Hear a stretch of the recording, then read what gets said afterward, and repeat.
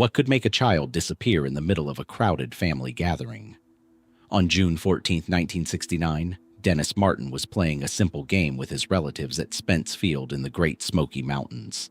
He ran toward the trees, expecting to circle back and surprise the adults. He never returned. The search that followed became one of the largest in the region's history.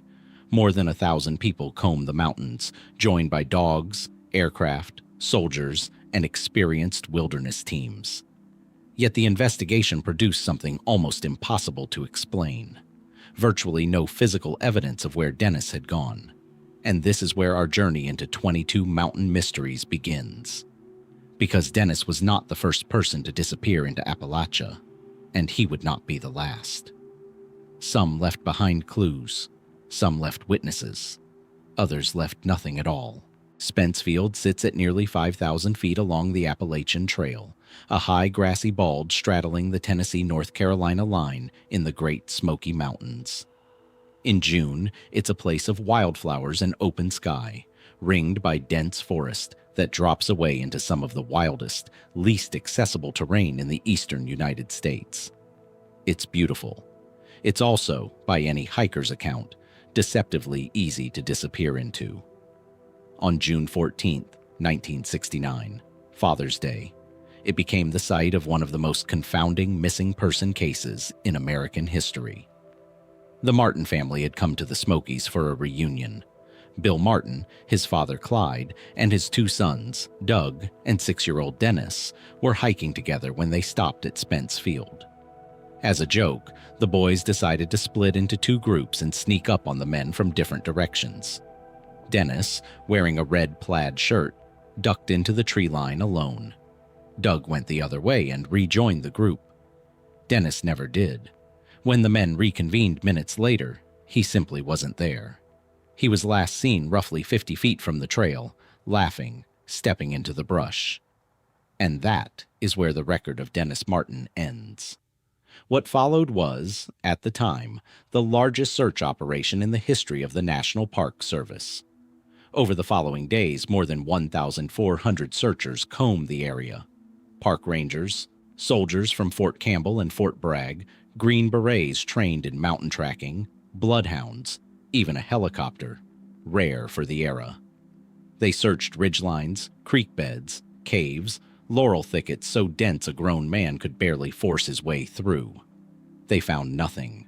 Not a shoe, not a scrap of the red plaid shirt, not a single confirmed footprint. In terrain that should have held some trace, mud, brush, soft creek bank, there was simply nothing to follow. The mainstream explanation is the one search and rescue professionals still default to: a small child, disoriented within moments in unfamiliar forest, moving quickly and unpredictably, succumbing to exposure, or a fall in a country too rugged and remote to search completely. The Smokies have swallowed hikers before. Cliff faces are hidden by rhododendrons. Streams undercut their banks. It is not hard on paper to imagine a 6-year-old wandering half a mile and never being found. And yet, searchers who worked the case have gone on record saying the terrain simply didn't behave the way it should have. Dogs lost the scent almost immediately, within a few hundred yards, in conditions where a trail should have held. Then there are the details that don't fit neatly into any explanation. A tourist camping nearby reported hearing what he described as a scream sometime that afternoon, and said little of it afterward. His account only surfaced years later, and by then the ground had long since stopped offering answers. Another hiker, miles off, claimed to have seen a large, unkempt man carrying something heavy on his back that same day, moving away from the search area. Neither lead was ever substantiated. Neither was ever fully dismissed. In the decades since, theories have multiplied the way they tend to around cases with no resolution. A fatal fall into one of the area's hidden ravines, never searched because no one knew where to look. An abduction, cold and human and possibly connected to that unnamed hiker. And, at the furthest edge of speculation, something less easily categorized. Stories, still told in these mountains, of something in the deep woods that takes and does not give back. No trace of Dennis Martin has ever been found. Not then, not in the 50-plus years since. Despite renewed searches, new technology, new eyes on old ground. What did 50 feet of forest hide so completely and so fast? The mountain has kept its answer, long before Spence Field had a name, long before there was a Park Service, or a Tennessee, or a United States to lose a child inside. The same mountains were already keeping secrets. The Cherokee who lived in these hollows for centuries told of something older still. Not a missing boy. A missing people. Fort Mountain rises above the Cohutta Range in northern Georgia, its summit ringed by a stacked stone wall nearly 900 feet long, zigzagging along the ridge for no defensive purpose anyone has ever fully explained. No mortar holds it together. No inscriptions mark its builders. It simply exists. Rock laid on rock by hands no one can name, in a pattern that makes little sense as a fort and less sense as anything else. Archaeologists date construction to sometime between 500 and 1500 AD, likely the work of woodland or early Mississippian peoples. That much is measurable. What isn't is the story the Cherokee told about who was already living on that mountain when their own ancestors arrived. They called them the Nunnehi in some accounts, and in others, something more specific. The Moon-Eyed people. Pale-skinned, small in stature, with eyes so sensitive to daylight that they could only move freely at night or under heavy cloud cover. Hence the name. Cherokee oral tradition, as recorded by 19th century ethnographers like James Mooney, described them as a race already ancient when the Cherokees' own forebears pushed into the region, a people the Cherokee say they eventually drove out, or destroyed, in a great battle at Fort Mountain itself. Where they went after that depends entirely on who is telling the story. Here is where the historian has to slow down, because this is the point where verified fact and speculation begin to braid together, and separating them matters. What's documented? Mooney's 1900 collection of Cherokee myths, drawn from interviews with tribal elders, does contain references to a moon-eyed race predating Cherokee settlement. What's also documented? European settlers arriving in the 18th century were already hearing versions of this story from Cherokee informants, which means the tradition predates any European contact narrative being grafted on after the fact. That matters, because the moment you introduce Europeans to a mystery like this, someone is going to reach for a European explanation. And they did. By the 19th century, antiquarians had seized on the Moon-Eyed people and turned them into something else entirely. Refugees. Specifically, the lost Welsh colony of Prince Madoc, a 12th century legend claiming a Welsh prince sailed to America 3 centuries before Columbus and left descendants somewhere in the interior. The theory found fertile ground in the mountains. Light-skinned, light-sensitive people, an unexplained stone wall, a vanished civilization. It was a tidy story. It was also almost certainly built backward, fitting a European legend onto an indigenous one because it flattered the idea that white explorers had reached America first. Most serious historians today reject the Madoc connection outright, but the wall is still there, and the people the wall is supposedly attributed to still don't have an agreed-upon origin. So if not Welsh explorers, then who? One mainstream theory holds that moon-eyed is simply a description of a condition, some combination of albinism or extreme photophobia occurring within an isolated population, mythologized over generations into something closer to legend than medicine. Isolated populations do sometimes carry recessive traits at higher rates. It's not an unreasonable read. Except it doesn't explain the wall, and it doesn't explain why the story attaches so specifically to that ridge, and it doesn't explain why the Cherokee themselves treated the Moon-Eyed people not as neighbors with a skin condition, but as something categorically other. A people who saw the world differently, who belonged to the dark the way the Cherokee belonged to the day. The archaeological question compounds the problem rather than resolving it. Fort Mountain's wall has never been definitively tied to a single culture or purpose. Some researchers argue it's ceremonial, not defensive, a ritual boundary rather than a fortification, which would make its scale and effort even harder to explain, since ceremonial structures of that size are rare in the region's archaeological record. Others have proposed it marks something older than currently accepted timelines allow, though no credible excavation has produced evidence to support pre-woodland construction. The honest answer, the one archaeologists will actually give on the record, is that no one knows who built the wall, and no one knows who, if anyone, the Cherokee were describing when they spoke of a pale, light-averse people already old on that mountain before anyone else arrived. What's left, then, is a story that refuses to resolve into either myth or history. It isn't pure legend. It's attached to a real, physical, still-standing structure that archaeologists agree predates Cherokee arrival in some form. And it isn't verified history either. There is no skeleton, no artifact, no inscription that confirms a moon-eyed people ever existed as a distinct population rather than a folk memory shaped by centuries of retelling. It sits, uncomfortably, in the space between the two. The space where oral tradition and physical evidence almost touch, but never quite shake hands. Stand on that ridge today and the wall is unremarkable at first glance. Waist-high in places, tumbled in others, easy to walk past without a second look. But it was built by someone, for some reason, and it was already there when the Cherokees' own histories begin. Who were they describing? A people who genuinely could not tolerate the sun? A folk memory of an older culture, distorted by time into something stranger than it was? Or something the mountain itself hasn't given up yet, the way it hasn't given up Dennis Martin, the way it seems to specialize in taking people and stories and returning neither. The wall is still there. The people it was supposedly built by or built against are not, if they ever were at all.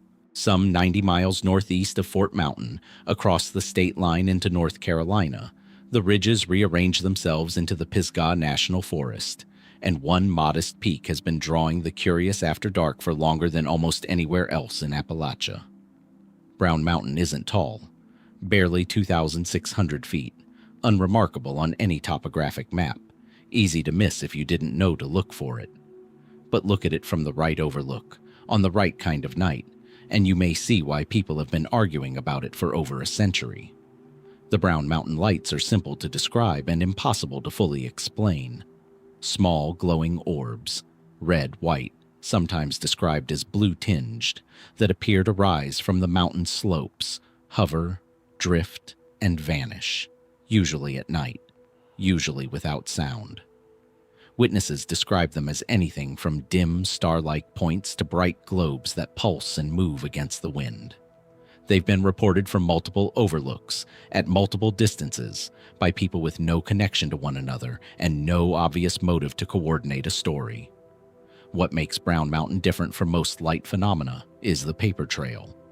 This isn't a case built entirely on campfire testimony. The lights were formally investigated by the United States Geological Survey, twice, decades apart in 1913 and again in 1922, because by the early 20th century they'd already become well-known enough and disruptive enough to local tourism and rail interests that someone in Washington decided they warranted an official look. That alone sets this case apart. Most Appalachian mysteries never get a federal case file. The 1913 investigation, led by geologist D.B. Sterrett, concluded the lights were nothing more than locomotive headlights from the Catawba Valley, refracted and distorted by atmospheric conditions across the distance. It was a tidy explanation, and for a while it held. Then, in 1916, a flood knocked out rail service across the valley for weeks. Witnesses kept reporting the lights anyway. If the trains weren't running, what was doing the glowing? The USGS came back in 1922, and this time investigator George Rogers Mansfield offered a more layered explanation. A combination of distant automobile headlights, locomotive lights, and, where those didn't account for a sighting, simple marsh gas, or what's sometimes called ignis fatuus, spontaneously igniting at low, misleading distances that made the lights appear to originate from the mountain itself. It's a reasonable theory. Marsh gas ignition is documented elsewhere, except Brown Mountain slopes aren't particularly marshy, and sightings have been logged in conditions, clear, dry, windless nights, No roads or rail lines within line of sight, that don't fit the marsh gas model any more comfortably than they fit the headlight one. And that's before accounting for the reports that predate electricity, headlights, and rail lines in the region entirely.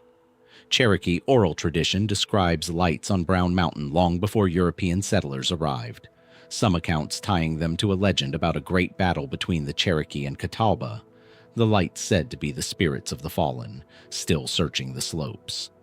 A 1771 survey account, sometimes attributed to German engineer Gerard William de Brom, is frequently cited as an early written reference to the phenomenon, describing exhalations from the mountain igniting into vapor.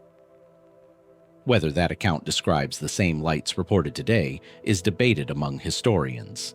The source is thin, second-hand in places, but the timeline itself is the problem for any purely modern explanation. You cannot explain away 1922's lights with 1922's headlights if 1771 already had a name for the glow. Modern investigators have kept circling the mountain, and the explanations have kept multiplying rather than converging. Some researchers point to piezoelectric effects. Quartz-bearing rock under geological stress generating small electrical discharges, a phenomenon documented in seismically active regions, though Brown Mountain isn't known for significant fault activity. Others propose a more exotic form of atmospheric plasma, ball lightning's quieter cousin, born from the specific humidity and temperature layering conditions the valley produces on certain nights. Neither theory has been confirmed through direct measurement at the source. No one has ever gotten close enough, at the right moment, to point an instrument at a light in the act of appearing. And then there are the accounts that resist geology entirely. Hikers who describe the light seeming to respond to observation, brightening or retreating as if aware they were being watched. A handful of reports describing movement patterns that don't match gas, plasma, or reflected light of any known kind. These are the stories serious investigators tend to set aside, not because they're disprovable, but because they're unfalsifiable. And unfalsifiable is its own kind of unsettling, since it means the case can never fully close, only accumulate. What remains after 2 federal investigations and over a century of testimony is a phenomenon that is real, witnessed, photographed in a handful of inconclusive images, documented across generations, and only partially explained. Headlights account for some sightings. Marsh gas may account for others. Neither accounts for all of them, and neither existed to be misidentified in 1771. Stand at one of the marked overlooks along Highway 181 on a clear night, and the mountain gives away nothing during the day. Just another dark ridge among dark ridges. But wait long enough, and some who do still say the lights come, small and cold and patient, exactly where the Cherokee said they would be centuries before anyone thought to write it down. Are they gas, or light bent by distance and desire? Or has something on that mountain been signaling for longer than anyone has been listening? Brown Mountain's lights leave behind a question that never quite closes. What happens when watching itself seems to change what's being watched? That same unresolvable quality, the sense of something aware, just past the edge of proof, follows the story back into the Smokies, to a ridge less than 60 miles from where Dennis Martin vanished 7 years earlier. Different trail, different decade. The same mountains, apparently, still weren't finished. Andrews Bald sits at nearly 5,900 feet, one of the highest grassy balds in the Great Smoky Mountains National Park, reachable by a moderate trail from Clingman's Dome that in October fills with school groups drawn by the flame-colored ridgelines and the open sky above the tree line. On October 8, 1976, it filled with students from Gatlinburg-Pittman High School on a field trip meant to be unremarkable. A hike, a view, a bus ride home. 16-year-old Trenny Lynn Gibson was among them. She was seen on the trail with her classmates that afternoon. Then, somewhere along a well-marked path, in daylight, surrounded by dozens of her peers and several adult chaperones, she wasn't. The search that followed drew on lessons the park had learned the hard way 7 years earlier. Rangers, volunteers, and search teams moved through the same rugged, laurel-choked terrain that had swallowed Dennis Martin without a trace, and the outcome was, in its way, a grim echo. No confirmed sighting after the trail. No verified physical evidence. No shoe, no torn clothing, no disturbed ground that investigators could tie definitively to Trenny. In terrain this dense, that isn't unheard of. What made the case harder to file away neatly was the setting itself. This was not backcountry. This was a maintained, moderately trafficked trail at midday with a group.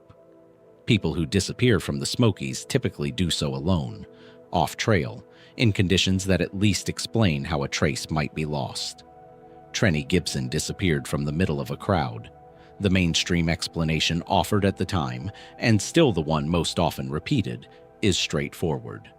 A teenager wandered off the marked trail, deliberately or out of simple curiosity, into terrain that looks passable and isn't, lost her bearings quickly in the disorienting sameness of southern Appalachian forest, and succumbed to a fall, exposure, or injury in a location searchers simply never reached. The Smokies terrain does this. Steep, folded, cut by ravines that don't show up as ravines until you're standing at the lip of one, canopy so dense that a person 20 feet away can be invisible. It's not hard, on paper, for someone to step off a trail for a moment and lose the trail itself. But investigators and journalists who've revisited the case over the decades have kept returning to the same uncomfortable detail: the sheer number of witnesses who saw nothing.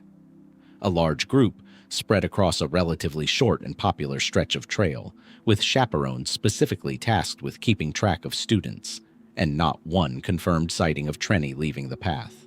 No cry for help, no classmate who noticed her stepping into the tree line. Some searches for missing hikers turn up a last known point well off any trail. Trenny's last known point is the trail itself, which means whatever happened next happened either with unlikely speed or unlikely silence. That gap is where the case starts to widen rather than narrow, the way these Appalachian disappearances so often do. Some investigators, working from the timeline and the crowd, have raised the possibility of abduction, a stranger on or near the trail, a window of opportunity measured in minutes rather than hours, a scenario that would explain the total absence of evidence in the woods precisely because the woods were never where the evidence was. No suspect was ever identified. No physical evidence ever tied anyone to the scene. It remains speculation, but it's speculation that at least accounts for the silence in a way the wandering teenager theory struggles to. Others have folded the case into the park's broader, older pattern, the same pattern that swallowed Dennis Martin, and that has claimed a handful of other names across the decades, cases where searchers with dogs, aircraft, and decades of accumulated experience in this exact terrain still came back with nothing. Park officials have acknowledged, off the record and on, that certain sections of the Smokies are simply harder to search than the map suggests. Caves and rock shelters concealed by rhododendron thickets, stream beds that shift and bury, elevation changes that turn 100 yards of visible slope into an acoustic and visual dead zone. It's possible Trenny Gibson is still there, in ground that was searched and simply didn't give her up. It's a mainstream answer. It doesn't feel like a complete one. What's left, more than 4 decades later, is a case that in some ways mirrors Dennis Martin's and in other ways refuses to. Both vanished in the Smokies. Both left no trace. But a 6-year-old alone in the trees for 30 seconds is one kind of mystery. A 16-year-old surrounded by classmates on a marked trail, gone without a sound anyone can recall, is another kind entirely. One that asks not just where the mountain hides its evidence, but whether in this case, the mountain had anything to do with it at all. Trenny Gibson's case remains open. No remains, no confirmed sighting, no resolution, only a trail that dozens of people walked that October afternoon, and a gap in it that no one has ever been able to explain. What does it mean that a mountain capable of swallowing a search party can also, apparently, empty a crowd of witnesses in an instant? And if it wasn't the mountain that took her, what was standing on that trail alongside everyone else? 90 years before Trenny Gibson walked a marked trail into an unmarked question, a different kind of expedition moved through Appalachian ground with shovels instead of hiking boots, and what it dug up in 1889 is still being argued over today. The site was a burial mound on the banks of the Little Tennessee River, near the mouth of Bat Creek in what is now Loudoun County, Tennessee. It was one of hundreds of mounds cataloged by the Smithsonian's Mound Survey, a sprawling 19th-century effort to document and excavate the earthworks scattered across the American interior before farming and development erased them. Most yielded pottery, shell, the ordinary residue of centuries of habitation. Mound 3 at Bat Creek yielded something else: 9 skeletons, modest grave goods. And beneath one skull, a small inscribed stone tablet, roughly 5 inches long, bearing a row of unfamiliar characters. For decades, the Bat Creek stone sat quietly in the Smithsonian's collection, catalogued and largely unquestioned. The original 1894 report, authored under the Mound Survey's director Cyrus Thomas, described the inscription as Cherokee, a reasonable conclusion at the time, consistent with everything else the survey believed about the mound's origin and age, and consistent with the broader Cherokee associations already well documented across this stretch of Tennessee. For nearly 80 years, that was the end of it. A minor artifact. A footnote in a much larger catalog. Then, in 1970, a Semitic languages scholar named Cyrus Gordon looked at the inscription again and reached a very different conclusion. Gordon argued the characters weren't Cherokee at all, but Paleo-Hebrew, and not just Paleo-Hebrew in a loose coincidental sense, but a specific legible phrase.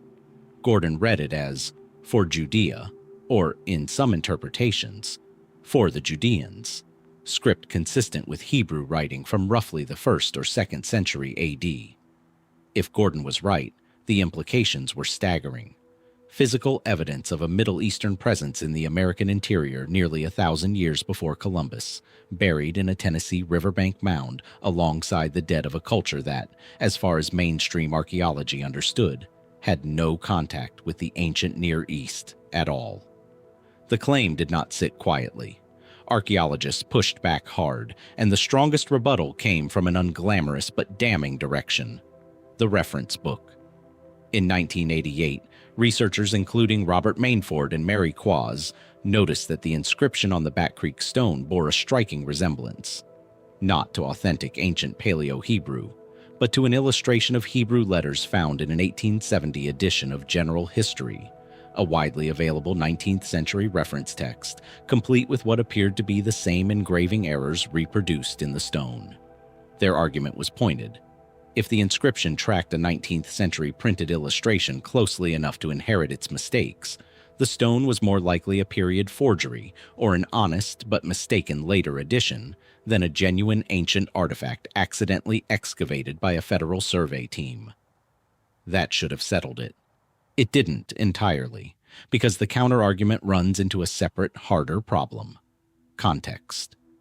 The stone wasn't found loose or purchased from a private collector with no chain of custody, the way so many disputed artifacts are. It was excavated in situ, beneath a skull, in a professionally documented Smithsonian dig, by surveyors with no evident motive to plant a Hebrew forgery in a Tennessee mound.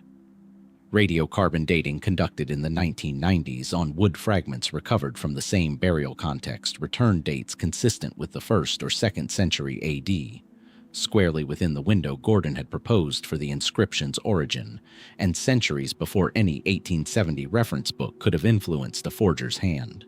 Brass bracelets found in the same grave were later identified as a copper-zinc alloy inconsistent with alloys used in the Cherokee region prior to European contact, though consistent with older Mediterranean and Roman-era metallurgical practices, a detail that complicates the forgery theory rather than resolving it. So the case does not close cleanly in either direction. If the stone is a forgery, someone would have needed to plant it inside a sealed, undisturbed 19th century excavation, replicate an antique metallurgical signature in the accompanying bracelets, and do so decades before radiocarbon dating existed to be fooled by. An elaborate deception for an era with no obvious audience for it. If the stone is genuine, mainstream archaeology is left explaining how a Paleo-Hebrew inscription and metal consistent with Old World alloys ended up beneath a skull in a Tennessee burial mound roughly 1,000 years before any accepted transatlantic contact. Most archaeologists today still favor the forgery or misattribution explanation, largely on the strength of the printed book resemblance, and treat the radiocarbon and metallurgical findings as unresolved anomalies rather than proof of authenticity. Diffusionist researchers point to the same dating evidence as vindication, insisting the burden of proof has quietly shifted. The Smithsonian itself has never issued a definitive final ruling. The stone remains in its collection, still cataloged, still photographed, still disputed by the people most qualified to settle the question. The Back Creek stone sits today much as it was found, a small tablet, a handful of characters, no longer resting beneath a skull but still resting beneath a century of argument. Cherokee inscription, ancient Hebrew relic, or a clever 19th century hand copying a book no one thought to check twice. The mound gave the stone up easily enough. It has given up nothing else. An inscribed stone, disputed for a century, is one kind of object to build a mystery around. A set of journals, real, physical, once held and read by multiple witnesses and now missing entirely, is another kind altogether. That's where this next case begins, not with what was found in the ground, but with what was written down and then, conveniently, lost. The story centers on the Cumberland Mountains of eastern Kentucky, a knot of ridges and hollows so remote that even today GPS struggles to keep up with the logging roads. Somewhere in this country, according to a tradition that has circulated in the region since at least the early 19th century, lies a rich vein of silver ore, discovered and worked in secret decades before Kentucky was even a state. And the man who found it, a shadowy figure named Jonathan Swift, left behind journals describing exactly where. The documented history starts, as these things often do, thin and hard to verify. Accounts describe Swift as either a British or Alsatian adventurer who arrived in the region sometime in the 1750s or 1760s, before the Revolutionary War, guided, depending on the version, by an aging Frenchman, a group of indigenous informants, or an earlier prospector's map. What's consistent across the retellings is the operation itself. Not a single lucky strike, but a mine, worked over multiple seasons, smelted on site into crude silver bars, some of it allegedly minted into coin, and the profits carried out of the mountains and back to the coast on a semi-regular basis. This wasn't one man scratching at a rock face. This was, if the story is true, a functioning, secret, multi-year mining operation conducted in country the colonial government barely knew existed. The evidence for Swift's existence at all rests almost entirely on second-hand testimony.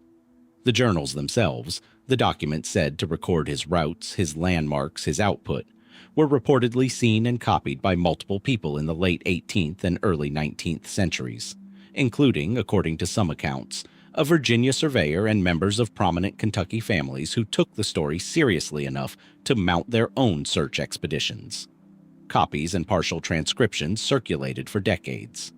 But the original journals, if they ever existed as a single physical object, have never surfaced. What survives are copies of copies, transcribed and retranscribed by different hands, disagreeing with each other on details as basic as which creek, which ridge, which direction from which landmark. That alone is enough for most historians to treat Swift's mine with deep skepticism, and the mainstream explanation is straightforward. No silver deposit of any commercially significant size has ever been geologically confirmed in eastern Kentucky's Cumberland region. The area's bedrock, sedimentary, coal-bearing, laid down in ancient river deltas rather than the volcanic or hydrothermal conditions that typically produce silver ore, makes a rich native silver vein geologically implausible, not just unlucky to find. Silver mines can be hidden. Silver mines usually cannot exist somewhere the underlying geology doesn't support them. Historians who've traced the legend's spread suggest it may have originated from genuine, more modest colonial-era lead or galena mining in the region, lead ore sometimes containing trace silver, enough to seed a story that grew richer with every retelling, the way frontier legends tend to. And yet the search never really stopped, which is its own kind of evidence, even if it isn't evidence of silver. Search parties went looking for Swift's mine across multiple generations, some organized by descendants of the families who claimed to have seen the original journals, others by professional prospectors acting on copied route descriptions. A handful of searchers over the centuries have reported finding old smelting slag, crude furnace remains, or tool marks in remote rock faces consistent with primitive mining activity predating any documented commercial operation in the area. Tantalizing, but never conclusively dated, never tied definitively to Swift by name, and never leading a subsequent search team back to a working vein. Skeptics note that any 18th or 19th century mining debris could belong to any number of small, undocumented, entirely unremarkable local operations that had nothing to do with a mythical silver baron. The more speculative threads run further still, theories that Swift's operation wasn't silver at all, but something else entirely, mistranslated or mythologized over 2 centuries of retelling. Or that the journals were never a real record, but a deliberate fiction, planted to send rival prospectors and land speculators chasing empty ridgelines while the actual claim, whatever it was, stayed quiet. Neither theory has more evidentiary weight than the silver story itself. Both survive for the same reason the original legend does, because something was found by someone, and no one has ever been able to say conclusively what. What's left, after more than 2 centuries of search parties, transcribed journals, and unconfirmed slag heaps, is a legend built entirely on documents no living person has actually seen and geology that doesn't want to cooperate. Did Jonathan Swift ever exist as anything more than a name attached to other men's ambitions? If the silver was never there, what were generations of searchers actually finding in those hills? And if it was, why has the Cumberland Range, unlike so much of Appalachia, refused to give up even a single confirmed trace? Push through a stand of mountain laurel on a wooded hillside, almost anywhere from northern Georgia to southern New York, and every so often, the ground stops being ground. A rectangular pit opens up, lined edge to edge with dry stacked stone, roofed over with a single massive capstone, too heavy for one person to have set alone. No mortar. No entrance built for comfort. Some of these openings are barely large enough to crawl through. Whoever built it worked in silence that has outlasted every explanation offered for it since. These are the Appalachian stone chambers, and unlike a single wall on a single mountain, this is not one mystery but hundreds of them, scattered in loose clusters across the ridgelines of the eastern seaboard, most densely concentrated in New England, but reaching south through Pennsylvania, into Virginia, and down through the Appalachian corridor itself. Estimates of their total number vary wildly, from several hundred to well over 1,000 documented structures, in part because documented is doing a lot of work in that sentence. New chambers are still being found, in overgrown pastures and forgotten woodlots, by hikers who have no idea what they've stumbled onto. The mainstream explanation, and the one most professional archaeologists still favor, is almost aggressively unglamorous. Root cellars. Colonial and early American farmers, the theory goes, built these chambers into hillsides for cold storage, a stable, insulated space to keep root vegetables, dairy, and preserved food through winter, using the same dry stack technique they used for field walls and foundations because it was the technique they knew. It's a practical, well-attested colonial practice, consistent with the tools and labor available to 18th and 19th century farming communities, and it explains a meaningful fraction of the chambers reasonably well. Many sit near old foundation sites. Many appear on 19th century property surveys, filed away as exactly what the farmer who built them said they were. But many is not all, and this is where the explanation starts to strain. A significant number of chambers show construction techniques that don't match typical root cellar practice at all. Corbelled or false arch, roofing methods requiring far more skill and labor than a simple storage pit would justify, precise astronomical alignments where the entrance or an internal shaft lines up with sunrise or sunset on the solstice, a level of engineering effort that seems disproportionate to keeping turnips cold through February. Some chambers sit in locations with no evidence of nearby farming activity at all. No foundation, no field walls, no colonial-era property record explaining why anyone would dig a cellar there in the first place. That gap has fed a persistent and much more contested theory that at least some of these chambers significantly predate colonial settlement, potentially by centuries or more, and represent the work of pre-Columbian visitors. Most commonly, in the popular version of this theory, Irish monks in the Culdee tradition, or Bronze Age European seafarers, who researcher and self-taught epigrapher Barry Fell argued in the 1970s, had crossed the Atlantic and left both the chambers and inscribed stones bearing Ogham script as evidence of their presence. Fell's work found an enthusiastic public audience and a deeply skeptical academic one. Mainstream archaeologists and linguists have challenged his Ogham translations as pattern matching on natural rock scarring rather than genuine ancient script, and no site associated with his claims has produced artifacts, pottery, tools, organic remains, that independent archaeological dating has confirmed as pre-colonial. That rejection, though, hasn't fully closed the case, because the dating problem cuts both ways. Stone construction is notoriously difficult to date directly. There's no organic material in a pile of rock to run through a radiocarbon test, which means chamber age is usually inferred from surrounding context. Nearby foundations, associated artifacts, property records. Where that context exists, it often points to the 18th or 19th century convincingly. Where it doesn't exist, the chamber's age becomes essentially unknowable with current methods, neither confirmed as colonial nor as anything older. Silence, in this case, doesn't settle the argument. It just removes the tool that could. A third strand of interpretation sits between the root cellar and the transatlantic monk, and has gained more traction among some researchers in recent years.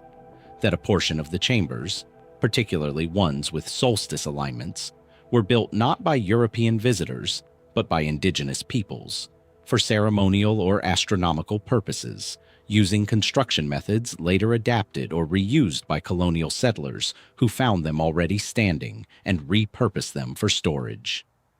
If true, it would mean some chambers are neither purely one explanation nor the other, but two different cultures leaving their mark on the same stone, centuries apart. Which would also explain why any single unifying theory keeps failing to account for every chamber at once.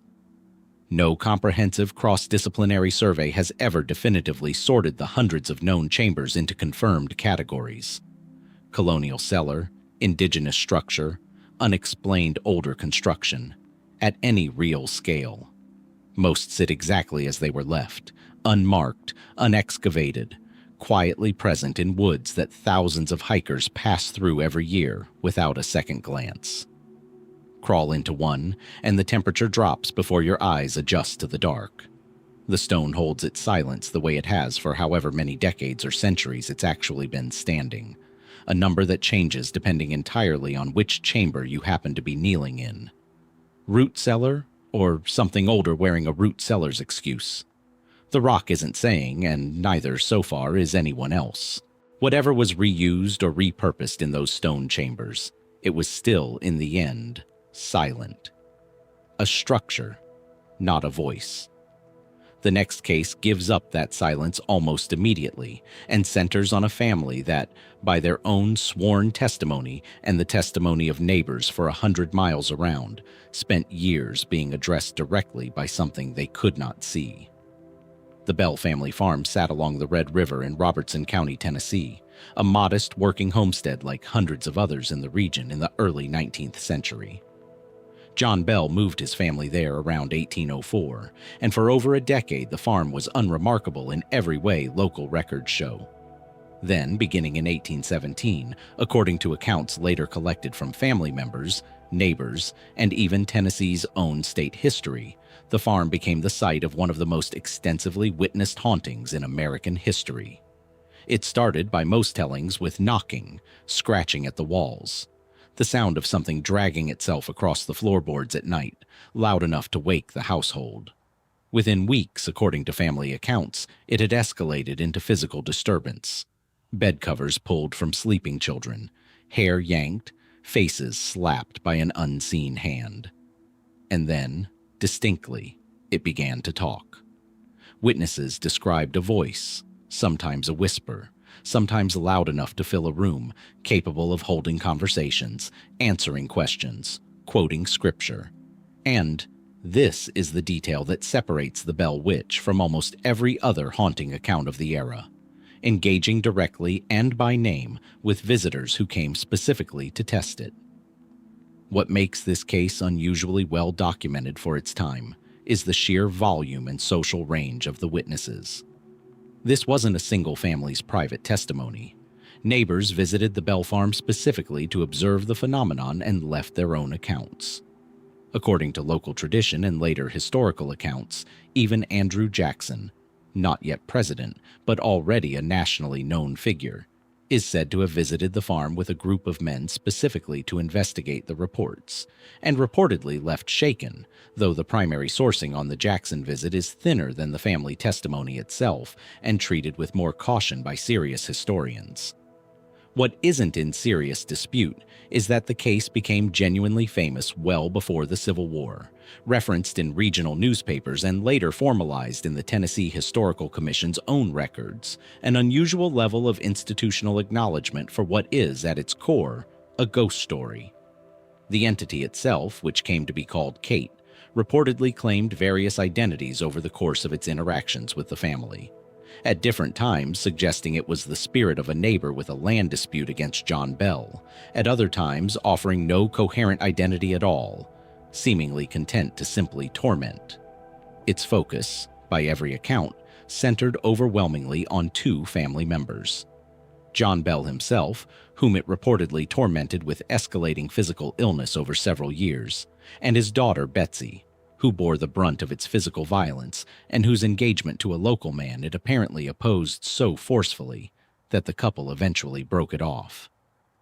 John Bell died in 1820, and the entity is said to have claimed responsibility, reportedly celebrating over his body in front of witnesses, one of the only instances in American folklore where a haunting is directly, specifically blamed by contemporaries for a documented death. Mainstream explanations for the case, when historians attempt them at all, tend to lean on a combination of factors rather than one clean answer. Elaborate hoax, most likely perpetrated by one or more Bell children with motive tied to family or property tensions. Mass psychogenic phenomena, spreading through a tight-knit, isolated religious community primed by Calvinist beliefs in literal spiritual warfare. Or simple exaggeration, a modest set of unexplained noises inflated over generations of retelling into the elaborate, talking entity of later accounts. Each explanation accounts for some of the case's details. None accounts for all of them, particularly the volume of independent contemporaneous adult witnesses, including people with no clear motive to participate in or sustain a hoax over several years, and the specificity of the voice's reported knowledge of private family and neighborhood affairs that a child perpetrator would have had limited access to.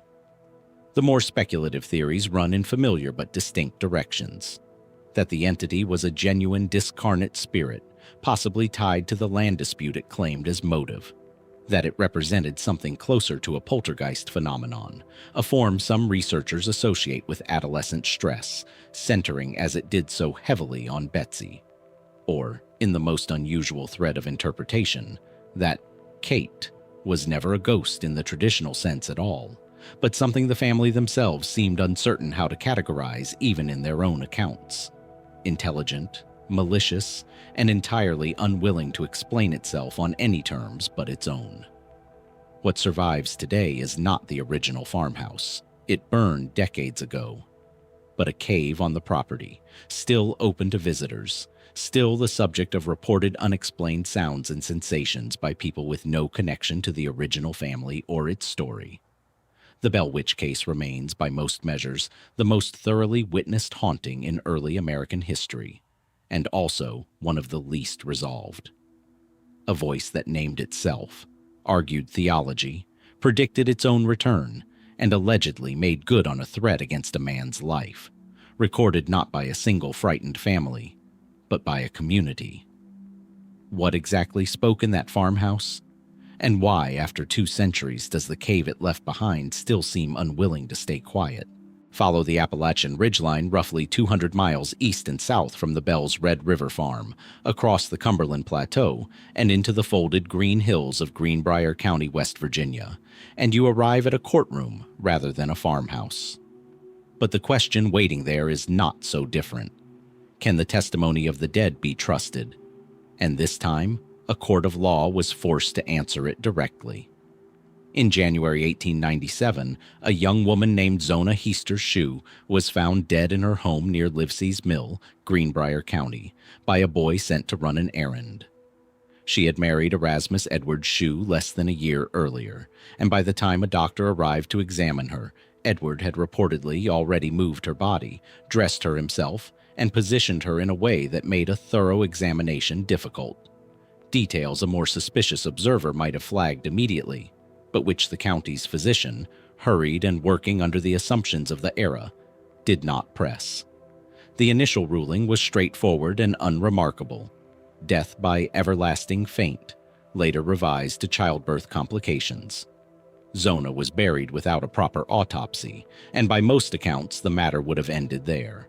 What happened next is where the case becomes, depending entirely on how much weight you're willing to give it, either a genuine supernatural intervention or the most consequential coincidence in the history of American criminal law.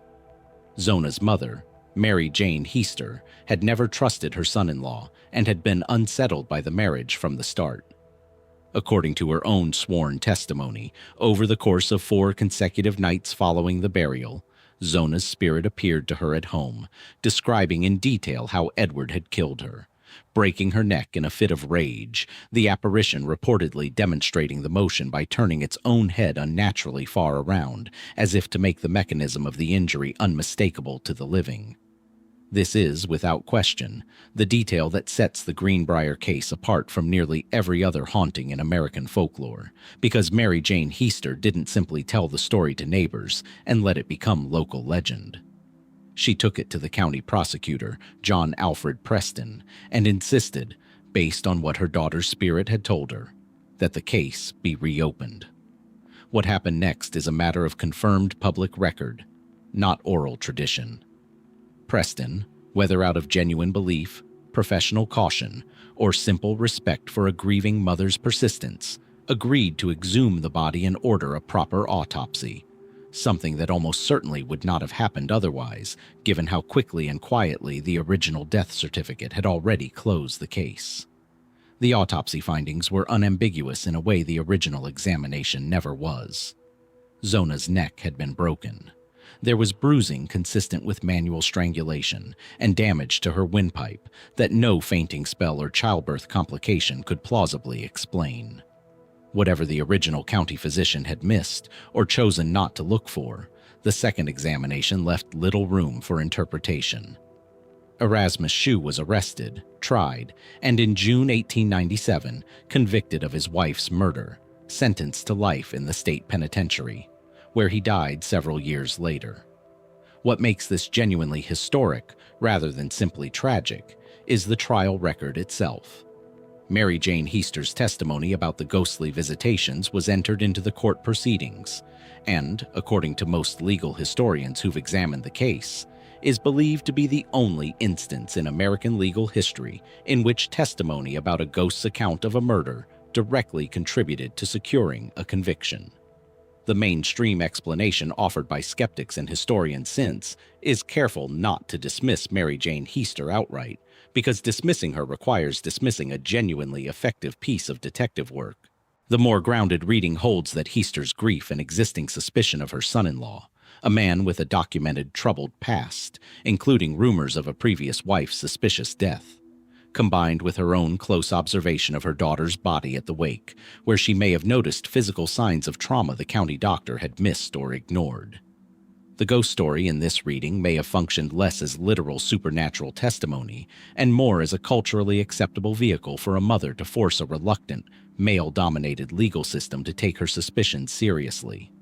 A framework the prosecutor could act on precisely because the alternative, a widow's unsupported accusation against a respected new husband, might have gone nowhere at all. That explanation accounts for a great deal. What it doesn't fully account for is the specificity Heaster reportedly described under oath. The exact mechanism of the neck injury, demonstrated by the apparition in a way that matched the autopsy's findings almost precisely. Delivered by a woman with no medical training, and, as far as any record shows, no independent means of examining her daughter's neck closely enough to draw that conclusion herself. Skeptics call it an educated guess from a mother who knew her daughter's marriage was troubled. Believers call it exactly what Mary Jane Heaster said it was under oath, in a courtroom, with her hand on a Bible. A modest historical marker stands today near the site of Zona's grave, erected by the state of West Virginia itself, matter-of-factly noting the case as the only one in the state's history where the testimony of a ghost helped convict a murderer. It is, by any measure, an extraordinary thing for a government to formally commemorate. Did Mary Jane Heaster see her daughter's spirit 4 nights running, or did she simply see with a mother's eye what a stranger's had missed? West Virginia's own marker doesn't answer the question. It just confirms that, however it happened, the dead got the last word. Twice now, this story has turned on documents that don't survive. Swift's vanished journals, Heaster's testimony convincing a courtroom of what a piece of paper alone should have proven. Money and mystery keep circling each other in these mountains. The next case takes that pattern to its logical extreme. A fortune, real and accounted for on paper, that vanished from history at the exact moment a nation collapsed around it. By the spring of 1865, the Confederacy was dying, and its treasury was trying to outrun the fact. As Richmond fell in early April, what remained of the Confederate government's gold and silver reserves, bullion, coin, and specie drawn from Richmond banks entrusted to the government for safekeeping, reportedly totaling somewhere in the range of several $100,000 in period value, though estimates vary considerably depending on the source, was loaded onto wagons and rail cars and sent south and west, ahead of Jefferson Davis and his fleeing cabinet, in a slow, disintegrating retreat that historians now generally call the Confederate Treasury Train. What's documented, through Confederate records, post-war testimony, and Union investigation, is that this treasury did physically exist and did physically move through the Appalachian and Piedmont South in the war's final weeks, through Virginia, into North Carolina, and eventually into Georgia, shrinking at every stop as portions were paid out to soldiers as final wages, allocated to military expenses, or, according to several accounts, simply skimmed by men with access and no functioning government left to answer to. By the time Davis himself was captured near Irwinville, Georgia, on May 10, 1865, a significant portion of the original treasury had already been distributed, spent, or otherwise accounted for through documented disbursements. Union investigators pursued the remaining trail specifically because the numbers didn't fully add up. The accounted-for disbursements didn't match the Treasury's last confirmed total, leaving a gap that was never satisfactorily closed. That gap is where the Appalachian legends begin, because the Treasury train's route, in its final and most chaotic stretch, passed directly through the mountainous borderlands of Virginia, North Carolina, and Georgia. Exactly the kind of remote, thinly populated, easily concealed terrain where a wagon or two could be quietly diverted without the rest of a collapsing column noticing or caring. Multiple local traditions across this corridor claim some portion of the gold never made it to its final destination, buried or cached by soldiers, officers, or opportunists who saw the war ending and made a private decision about where the money should go. The most persistent version centers on Danville, Virginia, and the mountains beyond it, where several Confederate officers were later implicated, informally and without full legal resolution, in the disappearance of a portion of the treasury during the final leg of its journey. Post-war rumor, some of it fed by soldiers' own later accounts and some by opportunistic treasure hunters cashing in on the story, held that a portion of the gold was buried somewhere in the mountain corridor rather than delivered, with the officers responsible either killed before they could retrieve it, silenced deliberately, or simply choosing never to come forward for obvious legal reasons. No officer was ever definitively convicted of theft from the treasury, and no gold was ever recovered and conclusively tied back to the missing Confederate reserves. A combination that has kept the theory alive for a century and a half without ever quite proving it. A second, better documented thread involves the Georgia leg of the journey, where a portion of the treasury reportedly was formally distributed to soldiers as final pay near Washington, Georgia, in early May 1865, in a chaotic, poorly recorded disbursement that even period witnesses described as disorganized to the point of confusion. Some historians argue this accounts for much of the supposedly missing gold, not buried in a mountain cache at all, but paid out haphazardly to individual soldiers who simply pocketed unusually large shares, dispersing the fortune into hundreds of untraceable private hands rather than a single hidden cache. It's a mundane explanation, and probably the correct one for a meaningful portion of the total. It also doesn't fully satisfy investigators who've pointed out that the disbursement records, thin as they are, still don't reconcile cleanly with the Treasury's last confirmed total before Washington, Georgia, leaving open the possibility that some amount, smaller than legend suggests but real nonetheless, went somewhere the records never captured. From there, the theories fan out across the mountains the way they tend to in every case Appalachia keeps. Local legends in the Virginia-North Carolina border counties describe wagons diverted into specific hollows, gold reportedly buried near identifiable landmarks, a particular creek bend, a distinctive rock formation, details specific enough to have sent generations of treasure hunters out with shovels and metal detectors, and vague enough that none of them has ever come back with confirmed Confederate bullion. A handful of 20th century finds of period-correct gold and silver coin in the region have occasionally reignited the story, though none has been conclusively or publicly tied to the treasury itself, and coin hoards from Reconstruction-era Appalachia, a time and place where burying savings was common practice independent of any Confederate connection, provide an entirely mundane alternative explanation for most such finds. What makes the Confederate gold different from a straightforward folk legend is that it isn't built on rumor alone.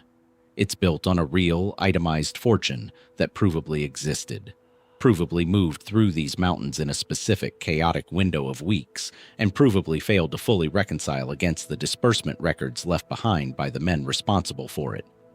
That's a rarer foundation than most Appalachian treasure stories get, and it's part of why the search has never fully stopped, even a century and a half later, even with modern metal detection technology turning up nothing more than the occasional Reconstruction-era coin cache. Somewhere in the folded terrain between Danville and Washington, Georgia, a nation's last reserves either were quietly absorbed into the ordinary chaos of a war's final collapse, spent and pocketed and gone the way money usually goes, or a portion of it is still there. Exactly where a handful of desperate men in the spring of 1865 decided history didn't need to know. The ledgers don't balance. They never have, and the mountains they pass through have never been in any hurry to help anyone close the books. A ledger that won't balance is one kind of absence. A people that simply stop appearing in any ledger at all is a stranger one, and Appalachia has at least one story built entirely around that second kind of silence, centuries older than any Confederate paymaster's incomplete accounts. Every American schoolchild learned some version of the Roanoke story, the English colony on North Carolina's coast that vanished in 1587, leaving behind only the word Croatoan carved into a post. No bodies, no wreckage, no confirmed trace of over 100 settlers. What gets taught far less often is where the trail is said to pick back up. Not on the coast, but nearly 200 miles inland, deep in the Great Smoky Mountains, in the oral traditions of the Cherokee and the Melungeon communities who have lived in these hollows for generations. The core claim is this, that some or all of the Roanoke colonists, rather than dying at the hands of hostile forces or succumbing to starvation on the coast as many mainstream historians assume, instead moved inland, absorbed gradually into indigenous communities, most often specifically associated in oral tradition with a Cherokee-affiliated group, intermarrying and integrating over the following generations until the English colonists, as a distinct population, effectively ceased to exist as anything separate from the people who took them in. It's a theory that has circulated in various forms since at least the 18th century, when explorers and settlers pushing into the Appalachian interior began reporting something that, on paper, sounds almost too convenient to be believed. Indigenous communities in the mountains whose members exhibited European physical traits. Lighter eyes. In some accounts, a reported ability among certain individuals to read or somewhat comprehend English documents, generations before sustained contact with English-speaking settlers should have made that possible. The most direct documented link comes from John Lawson, an English explorer and surveyor who traveled through the Carolina interior in the early 1700s and recorded in his own published account an encounter with Hatteras Indians who claimed several of their ancestors were white and could talk in a book, Lawson's own phrase for what he interpreted as a folk memory of literacy. A detail striking enough that Lawson himself connected it directly to the lost Roanoke colonists in his writing, more than a century before any modern researcher revived the theory.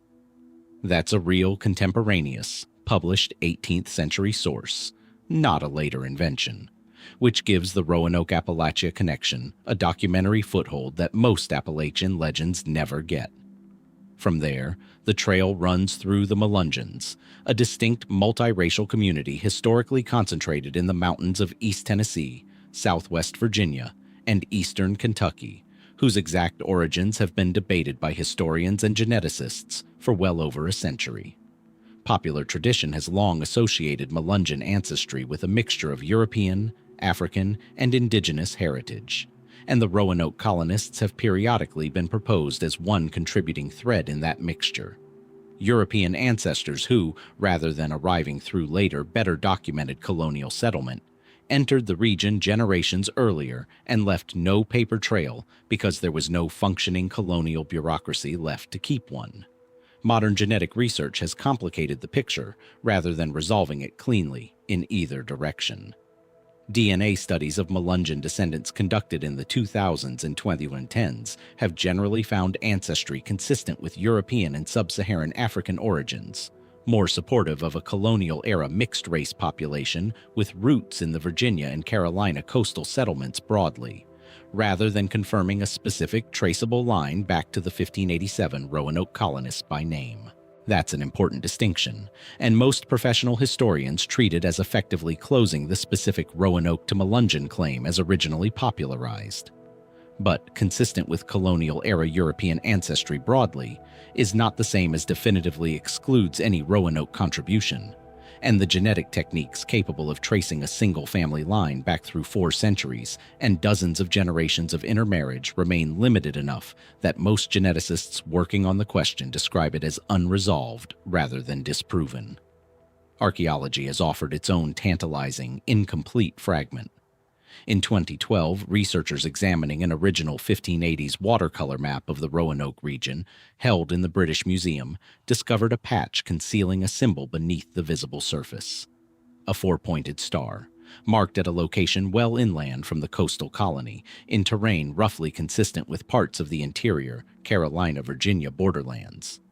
The patch appeared to be a correction made by the map's original creators, possibly marking a planned or fallback settlement location deliberately obscured, whether for strategic secrecy from Spanish rivals or some other period reason historians still debate.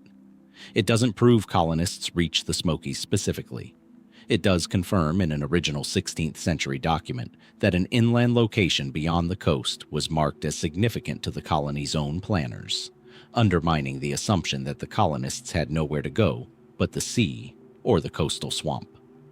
Skeptics of the broader theory point out reasonably that Croatoan as a word most directly points to a specific coastal island and allied tribe, not an inland migration of 200 miles through unfamiliar and potentially hostile territory, and that the physical and cultural evidence assembled over 3 centuries remains suggestive rather than conclusive at every single link in the chain.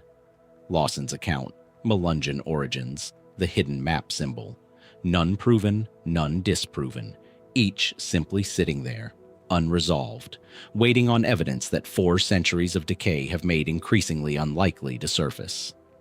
What remains is a chain of clues, stretching from a coastal fort to a British museum map to the hollows of the Smokies. each link real enough to take seriously and thin enough to argue about indefinitely.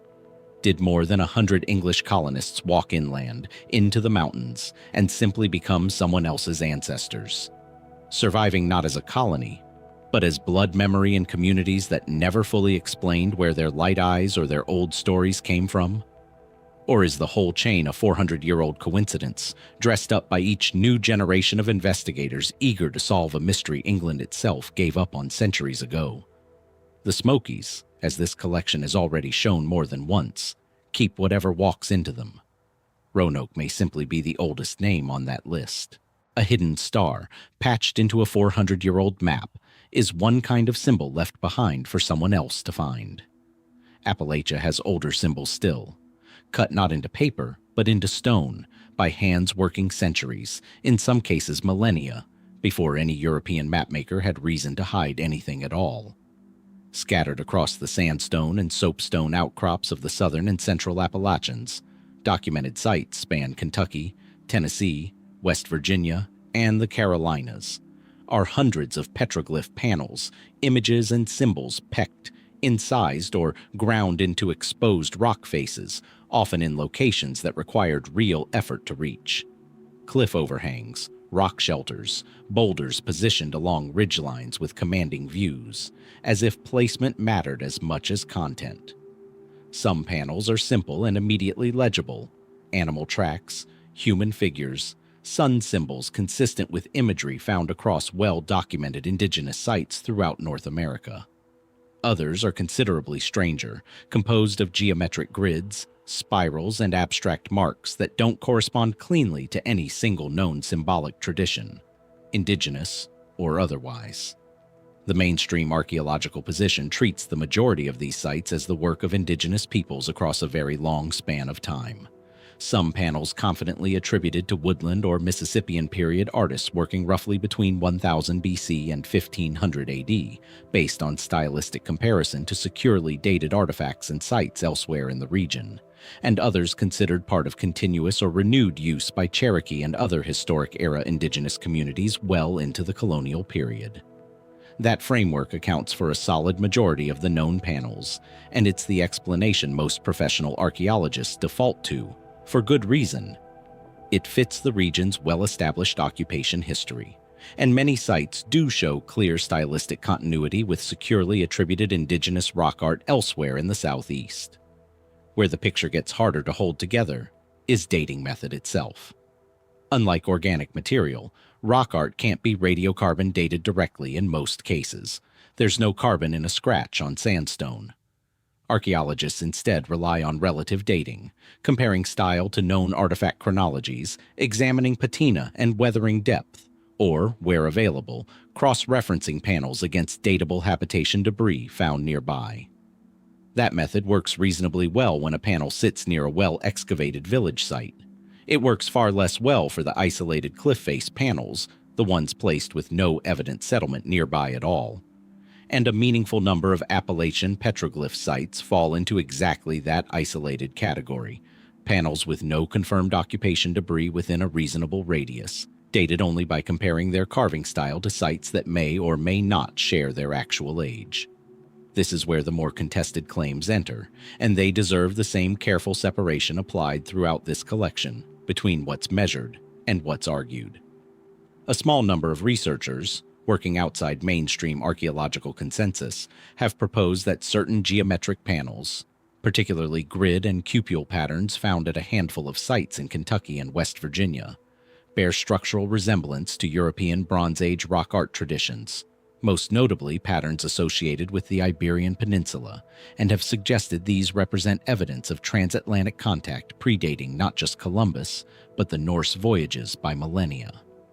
This claim sits at the far edge of credibility for most professional archaeologists, who point out that simple geometric forms, grids, cupules, concentric circles, appear independently in rock art traditions on every inhabited continent, a predictable consequence of how humans working with a chisel point and a flat rock face tend to produce marks rather than evidence of shared origin.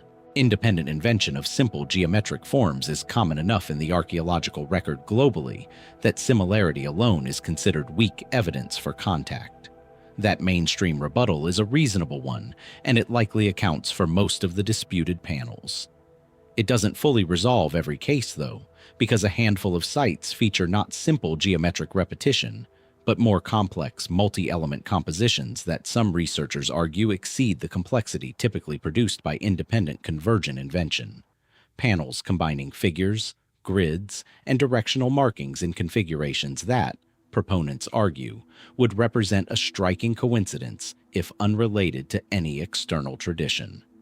Mainstream archaeologists counter that striking coincidence is still a more parsimonious explanation than an undocumented transatlantic voyage for which no corroborating artifact, no period-appropriate tool, no non-American organic material, no metallurgical trace has ever been recovered at any Appalachian rock art site. The absence of supporting material evidence is, for most professional researchers, the decisive argument, and it's a fair one. Adding to the difficulty is a much more mundane, thoroughly documented problem: active loss. Appalachian petroglyph panels have been damaged, defaced, or destroyed at an alarming rate over the past century through quarrying, dam construction. Several known panels were submerged permanently by TVA reservoir projects in the mid-20th century before adequate documentation occurred. Highway construction, and simple vandalism by visitors unaware or uncaring of what they were looking at. Some panels known only from 19th and early 20th century sketches and photographs no longer exist in any accessible form, meaning a portion of the total evidentiary record has already been lost in a way directly comparable to the Spiro Mound material destroyed decades earlier for scrap value. The chambers, the mounds, the mines. This collection keeps returning to the same underlying problem, and the petroglyphs are simply its latest expression. Evidence destroyed before it could be properly studied, sometimes by people who never understood what they were erasing. What survives then is a partial, unevenly dated catalog. Hundreds of panels confidently attributed to well-documented indigenous traditions spanning thousands of years.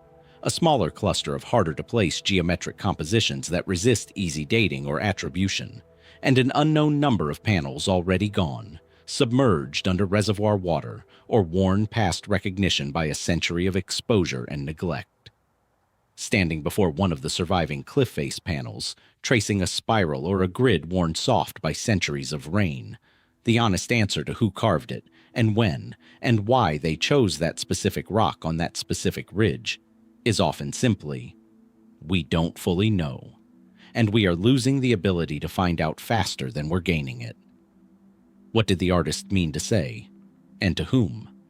The rock has held the message. Whether anyone still living can read it is a different question entirely. A scream in the dark, unclaimed by any known animal. That sound has already threaded through more than one chapter of this collection. The unexplained cry near Spence Field the summer Dennis Martin disappeared, the unnamed thing said to walk in Cherokee tradition alongside the Moon-Eyed People. Appalachia has never been short on witnesses willing to describe a sound, or a shape, they can't otherwise account for. This next case is built almost entirely out of that raw material. Not a single event, but a pattern, repeating across 2 centuries of the same mountains. Reports of a large, upright, hair-covered figure moving through the deep forest of the central and southern Appalachians predate the modern Bigfoot phenomenon by well over 100 years, which is itself an important and often overlooked detail. Before national interest in such creatures was shaped by the famous 1967 Patterson-Gimlin film Out West, Appalachian communities already had their own vocabulary for what they were seeing.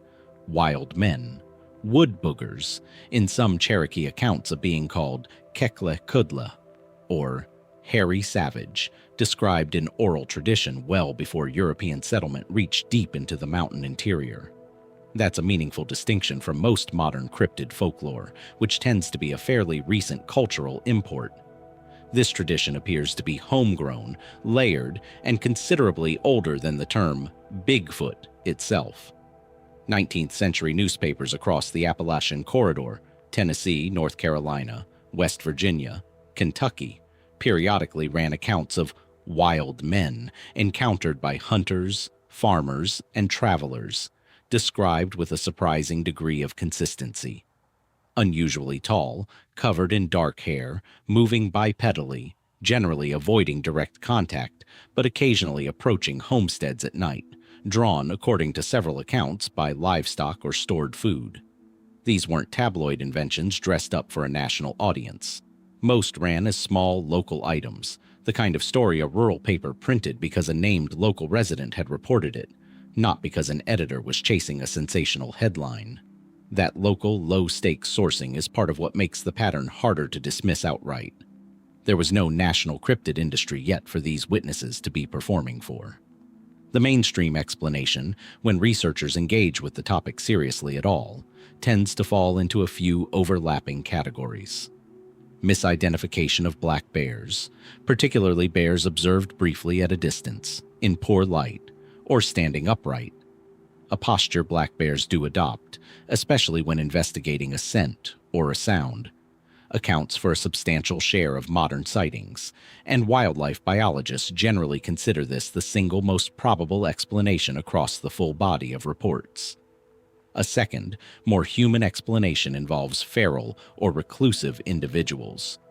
Appalachia's remoteness has, across multiple documented periods, sheltered people living outside conventional society, whether by circumstance or choice, and an unkempt, isolated person glimpsed briefly at range could plausibly generate a wild man report with no supernatural content required at all. A third possibility, less discussed but professionally credible, involves simple pattern matching and cultural transmission.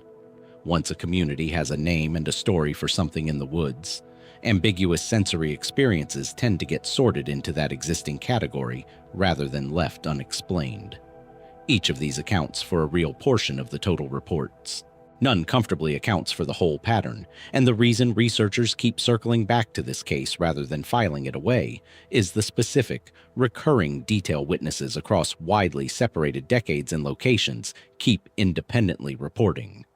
A smell, often described as overwhelming and foul, something between wet fur and organic decay, reported by witnesses with no apparent knowledge of similar accounts from other regions or eras, and a vocalization. Not a growl or a typical animal call, but something witnesses consistently struggle to categorize, described variously as a scream, a guttural whooping, or, in a handful of more recent and more carefully documented accounts, a series of low-frequency knocks against tree trunks, a behavior with no clean analog in regional wildlife. That knocking behavior deserves particular attention because it's one of the few elements of the modern wildman tradition that has been approached with something closer to methodology rather than pure anecdote. Some independent researchers working outside formal academic institutions but applying comparatively rigorous field techniques have attempted structured knock-and-response surveys in remote sections of national forest land, documenting instances where an initial knock produced an apparent answering knock from an unlocated source, under conditions the researchers argue rule out common explanations like woodpeckers, falling branches, or hoaxing by other search participants. This work has never been replicated under controlled, peer-reviewed academic conditions, and mainstream wildlife biologists remain broadly skeptical of both the methodology and the conclusion. But the raw recordings exist, are publicly available, and have never been definitively explained by a specific alternative source either. The largest, most persistent obstacle to any single explanation covering the whole tradition is the same one that follows nearly every case in this collection: an absence of a body. No skeletal remains, no confirmed hair sample yielding an unidentified genetic profile, no unambiguous trail cast that hasn't later been explained, disputed, or left permanently unresolved. Bears leave bones behind. Reclusive humans leave eventually some form of documented life. 2 centuries of reports, across a region with real, if declining, black bear density and real documented instances of isolated human habitation, have never converged on a single specimen that would settle the matter definitively in either direction. What's left, then, is one of the oldest and most consistently reported patterns in this entire collection. Older than the country's interest in cryptozoology as a category, rooted independently in Cherokee tradition long before European settlers arrived to compare notes, and sustained since by witnesses with no obvious motive to coordinate a shared hoax across separated decades and states. Bear, hermit, folklore feeding on itself, or something the mountains have simply never allowed anyone to bring back proof of. The smell fades. The knock goes unanswered, or answered by something no one can locate. And the wild man, whatever it actually is, keeps to the same trick every other Appalachian mystery in this collection seems to share, leaving just enough behind to keep the question open, and never quite enough to close it. Move south and east now, out of the Cumberland Range where Jonathan Swift's silver was said to wait, and back into the Smokies themselves, the same mountains that opened this collection that took Dennis Martin, and 7 years later, Trenny Gibson. This time, the story isn't about who the mountains swallowed. It's about what the mountains, according to legend, have been sitting on the entire time. Long before Swift's name attached itself to Kentucky's hills, Spanish expeditions were already pushing through the southern Appalachians looking for exactly this kind of prize.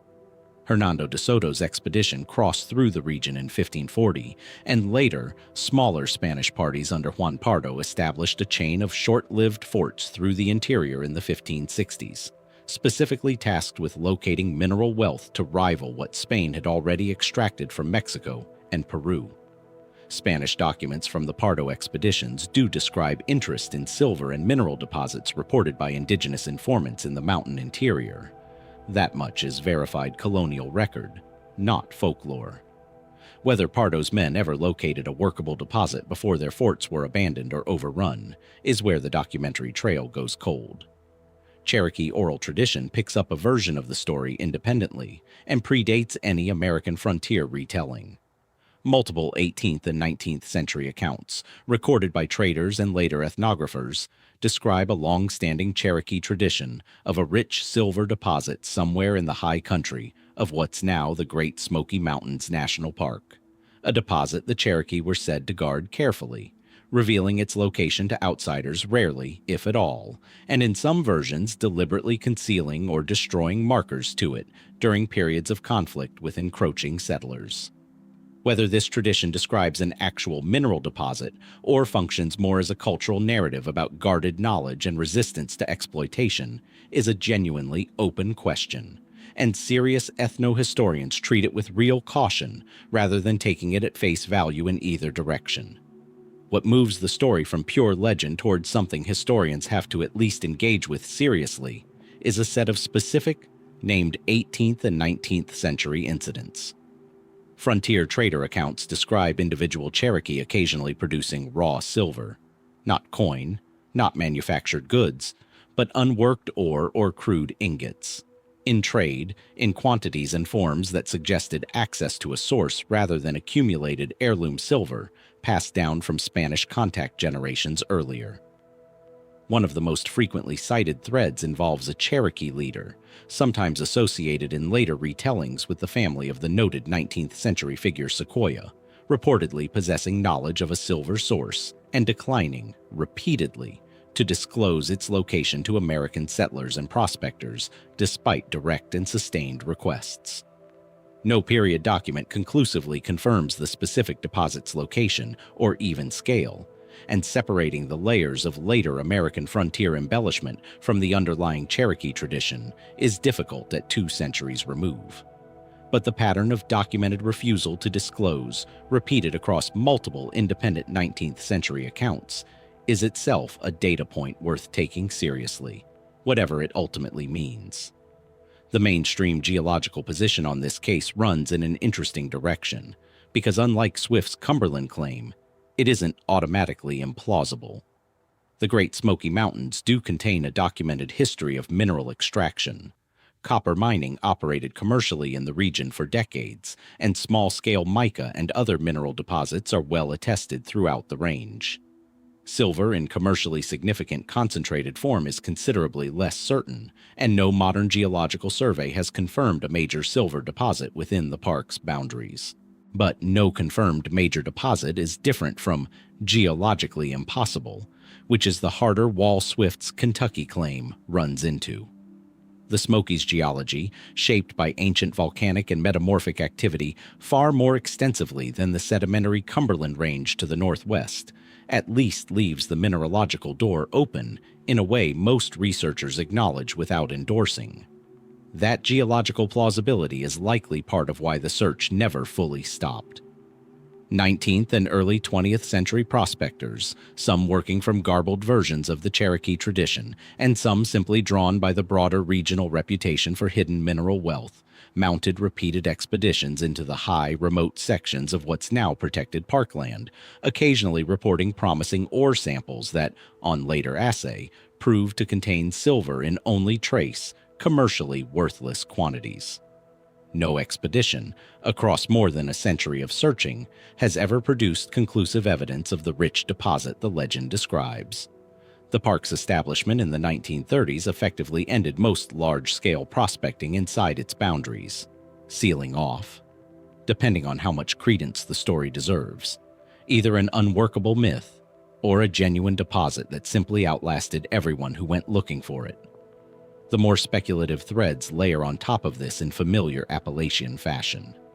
Some researchers have proposed the Cherokee silver tradition, and the earlier Spanish search were describing the same source, with the Pardo expedition's mineral informants and the later Cherokee guardianship tradition representing two ends of the same unbroken chain of knowledge, deliberately kept from outsiders across 2.5 centuries of contact. Others argue the entire tradition may trace back to a single, now exhausted or landslide-buried deposit. Real once, genuinely worked in small quantities, but geologically modest enough to have been picked clean or physically erased by the mountain's own erosion and slope instability. Generations before American prospectors arrived to look properly. What's left after 4 centuries of Spanish record, Cherokee tradition, and American prospecting is a case unlike Swift's in one crucial respect. The geology doesn't rule it out. The documentary trail, Pardo's mineral informants, the recorded refusals to disclose, the raw silver appearing occasionally in frontier trade, is thin, but genuinely older and more textured than most competing legends in this collection. Somewhere in the folded, densely forested high country of the Smokies, did a Cherokee community spend 2 centuries guarding a real vein no outsider was ever shown? Or did a plausible geology simply give an old story more room to survive than it otherwise would have earned? The park protects that ground now, silver or not, which means whatever answer the mountain has, it isn't required to give it up to anyone. Every case in this collection so far has centered on an absence. A missing body, a missing document, a missing deposit. The Greenbrier case ended differently, with a body recovered twice, once carelessly and once thoroughly, and a courtroom conviction most of these mysteries never get. But convictions close cases in law, not always in history. Step back from the verdict itself, and the woman at the center of it, and the man she married, still leave questions the trial never had to answer. Zona Heaster grew up in Greenbrier County, West Virginia, in the years following the Civil War, in the kind of close rural community where a new arrival didn't stay a stranger for long, which is exactly what made Erasmus Edward Stribling Trout Shue so noticeable when he came to Greenbrier in the early 1890s looking for blacksmith work. He was reportedly a capable tradesman, personable enough to court and quickly win over a well-regarded local family's daughter, and by most accounts genuinely charming in the way that, in hindsight, retellings of this story tend to treat with suspicion it may not have earned in real time. Zona and Edward married in October 1896. Mary Jane Heaster, Zona's mother, disliked him from the start, for reasons she was reportedly unable to fully articulate to anyone's satisfaction. An instinct, not an accusation, at least not yet.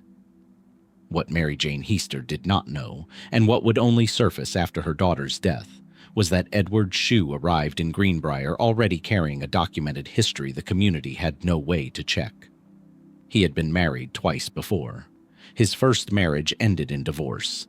His second wife, Lucy Ann Tritt, died in 1895 under circumstances that were never formally investigated as suspicious at the time, but that later scrutiny, after Zona's death, made Edward's past worth examining, cast in a considerably darker light. No period record conclusively establishes foul play in Lucy Ann's death, and no prosecution was ever brought regarding it. But the timeline itself is uncomfortable. A second wife dead within a few years of marriage, followed within roughly a year by a third marriage to a much younger woman in a new community where nobody knew to ask questions about the first two. Zona and Edward's marriage lasted less than 3 months before she was found dead in their home in January 1897, and the details of that discovery are where the case's more troubling texture starts to show, independent of anything supernatural. The young boy sent to the house on an errand found Zona's body and ran for help. By the time the county physician, Dr. George Knapp, arrived to examine her, Edward had already moved the body from where it was found, dressed her in a high-necked, stiff-collared gown unusual for the setting, and was, according to multiple accounts of the scene, visibly and persistently distressed in a way that discouraged a thorough examination, cradling her head, weeping, physically positioned in a manner witnesses later recalled as obstructive, whether or not that was his conscious intent at the time. Dr. Knapp's examination was brief. He noted some bruising around the neck, but, working under the assumption of natural causes and without pressing past a grieving husband's evident grief, recorded the death first as an everlasting faint, later amended to complications from childbirth, despite, as later scrutiny would establish, no clear supporting evidence for that revised cause either. The wake itself, held in the Heaster home before burial, is where the physical evidence the trial would later rely on first became visible to someone paying close attention. Mary Jane Heaster, sitting with her daughter's body, reportedly noticed the head sat unnaturally on the neck, loose in a way that unsettled her, and that the high collar Edward had dressed Zona in seemed specifically chosen to conceal something at the throat rather than to honor any particular fashion or modesty the family recognized as typical of her daughter. Edward, by multiple accounts, remained close to the body throughout the wake, again limiting how closely mourners could examine her, a pattern consistent enough across the discovery scene and the wake alike, that it reads now as something closer to management than grief, though grief and guilt can, uncomfortably, produce some of the same behavior. It's against this backdrop, the undisclosed prior marriages, the suspicious earlier death, the physical mishandling of the body at every stage before burial, that Mary Jane Heaster's account of her daughter's 4 nightly visitations has to be understood, because the ghost story didn't emerge in a vacuum. It emerged from a mother who already had specific, physical, largely unspoken reasons to distrust her son-in-law, reasons a 19th-century rural woman had limited formal avenues to act on without something more compelling than instinct and an unnatural-looking neck glimpsed at a wake. Whatever Mary Jane Heaster experienced in those 4 nights, genuine apparition, vivid grief-driven dream, or a deliberate framing device to get a reluctant prosecutor to listen, it functioned as the vehicle that finally got Zona's body properly examined. The autopsy that followed confirmed a broken neck and strangulation-consistent damage the original hurried exam had missed or overlooked. Edward Shue was convicted in June 1897 and died in prison several years later, having never confessed and having reportedly displayed little remorse throughout his incarceration. What the trial resolved was legal guilt. What it never fully resolved is quieter and, in some ways, more unsettling. How many warning signs had already existed in plain documentary form before Zona ever agreed to marry him? A divorce, a dead second wife, a hurried courtship in a town with no way to check his history. And how completely those warnings went unheeded until a mother's disputed testimony forced the system to look properly at what was, by then, already buried once.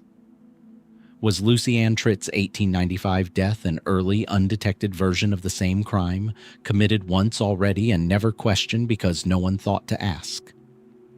Greenbrier County's marker commemorates the trial and the ghost. it says nothing about the wife who came before Zona, whose death was never reopened and whose own story ended in far quieter circumstances.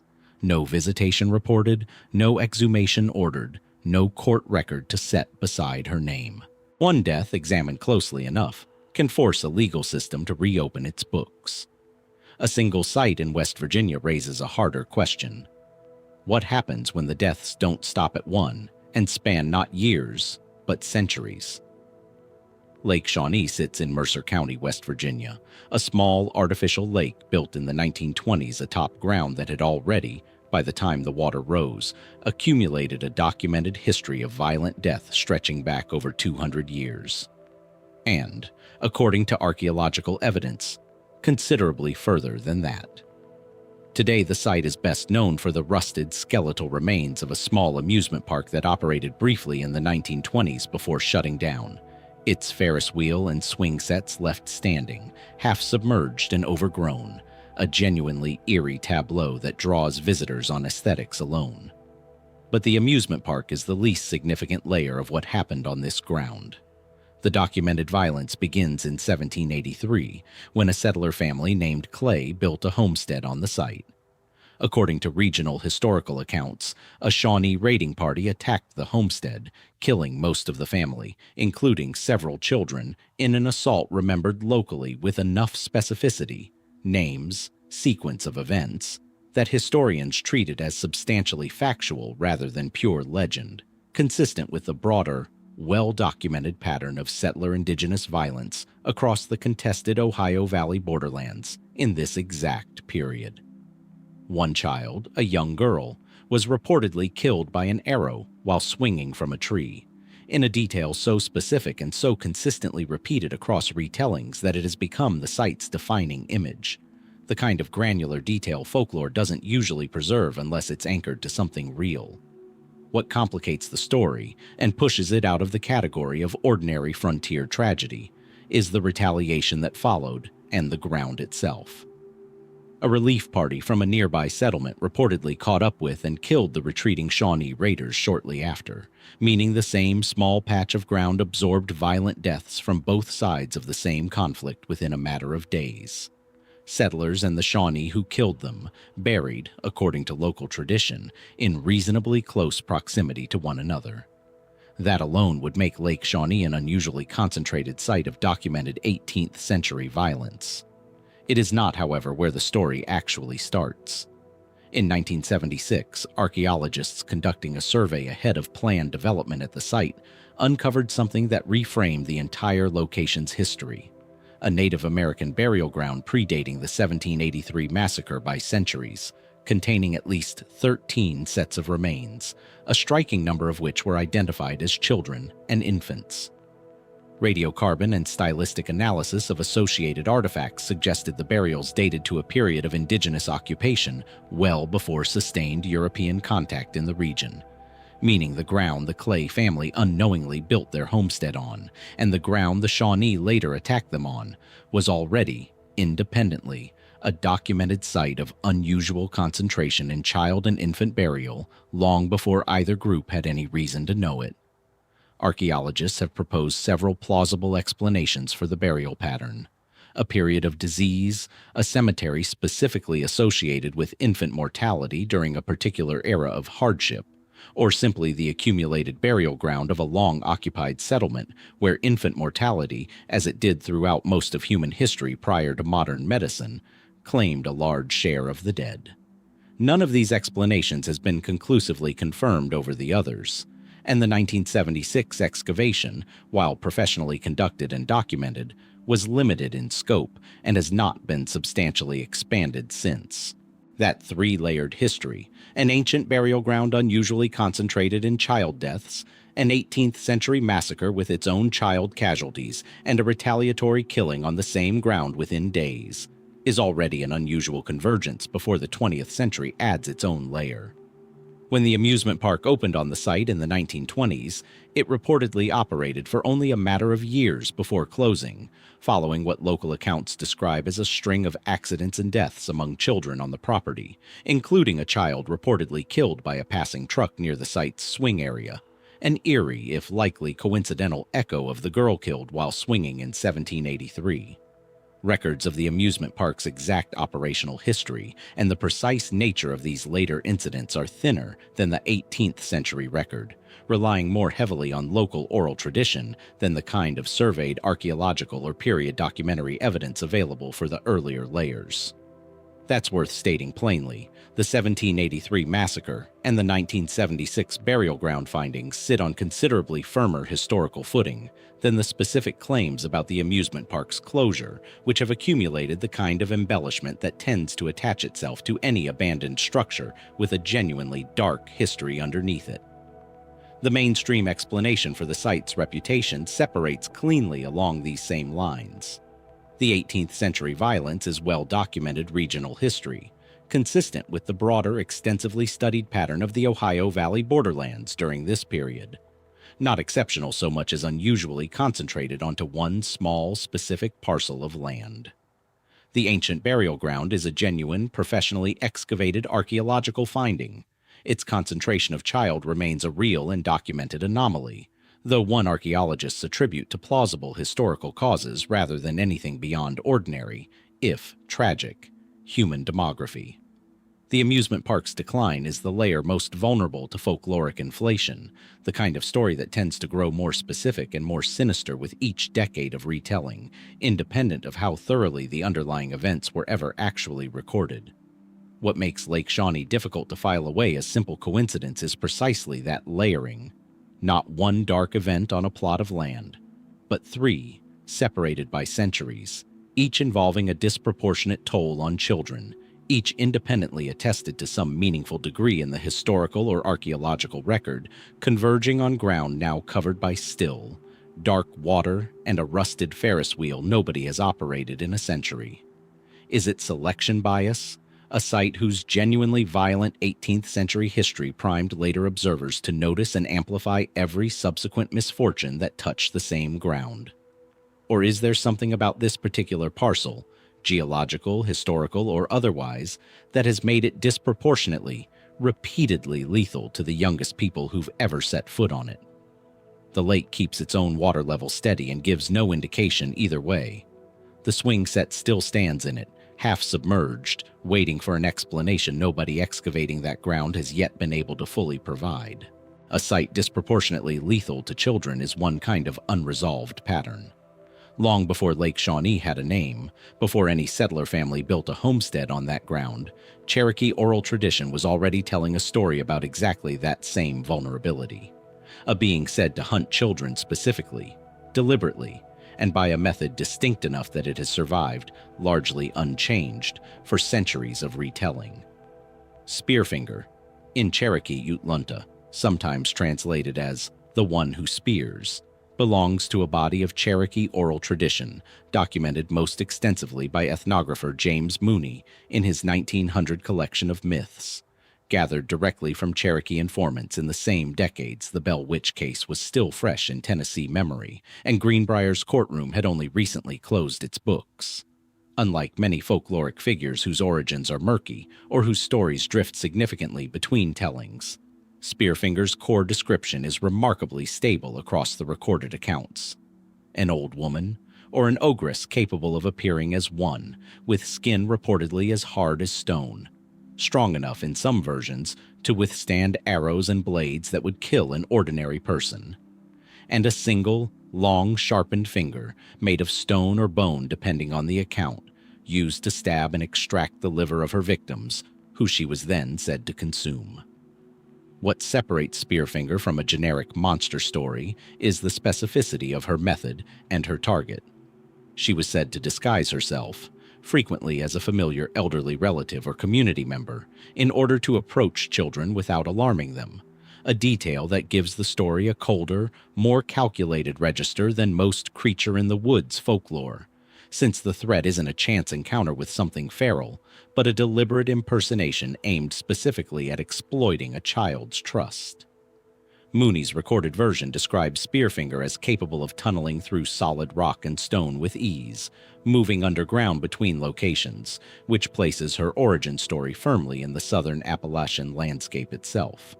the story is explicitly tied to the region's mountains and rock formations, not a generalized wilderness threat that could be relocated to any forest. The mainstream anthropological reading of the Spearfinger tradition treats it, reasonably, as a cautionary tale, a culturally specific mechanism for teaching children the danger of trusting strangers, even ones who appear familiar, embedded in a narrative memorable and frightening enough to actually shape behavior rather than simply entertain. This kind of function, a monster story doing real protective work within a community, is well attested across cultures globally, and the Spearfinger tradition fits that pattern comfortably.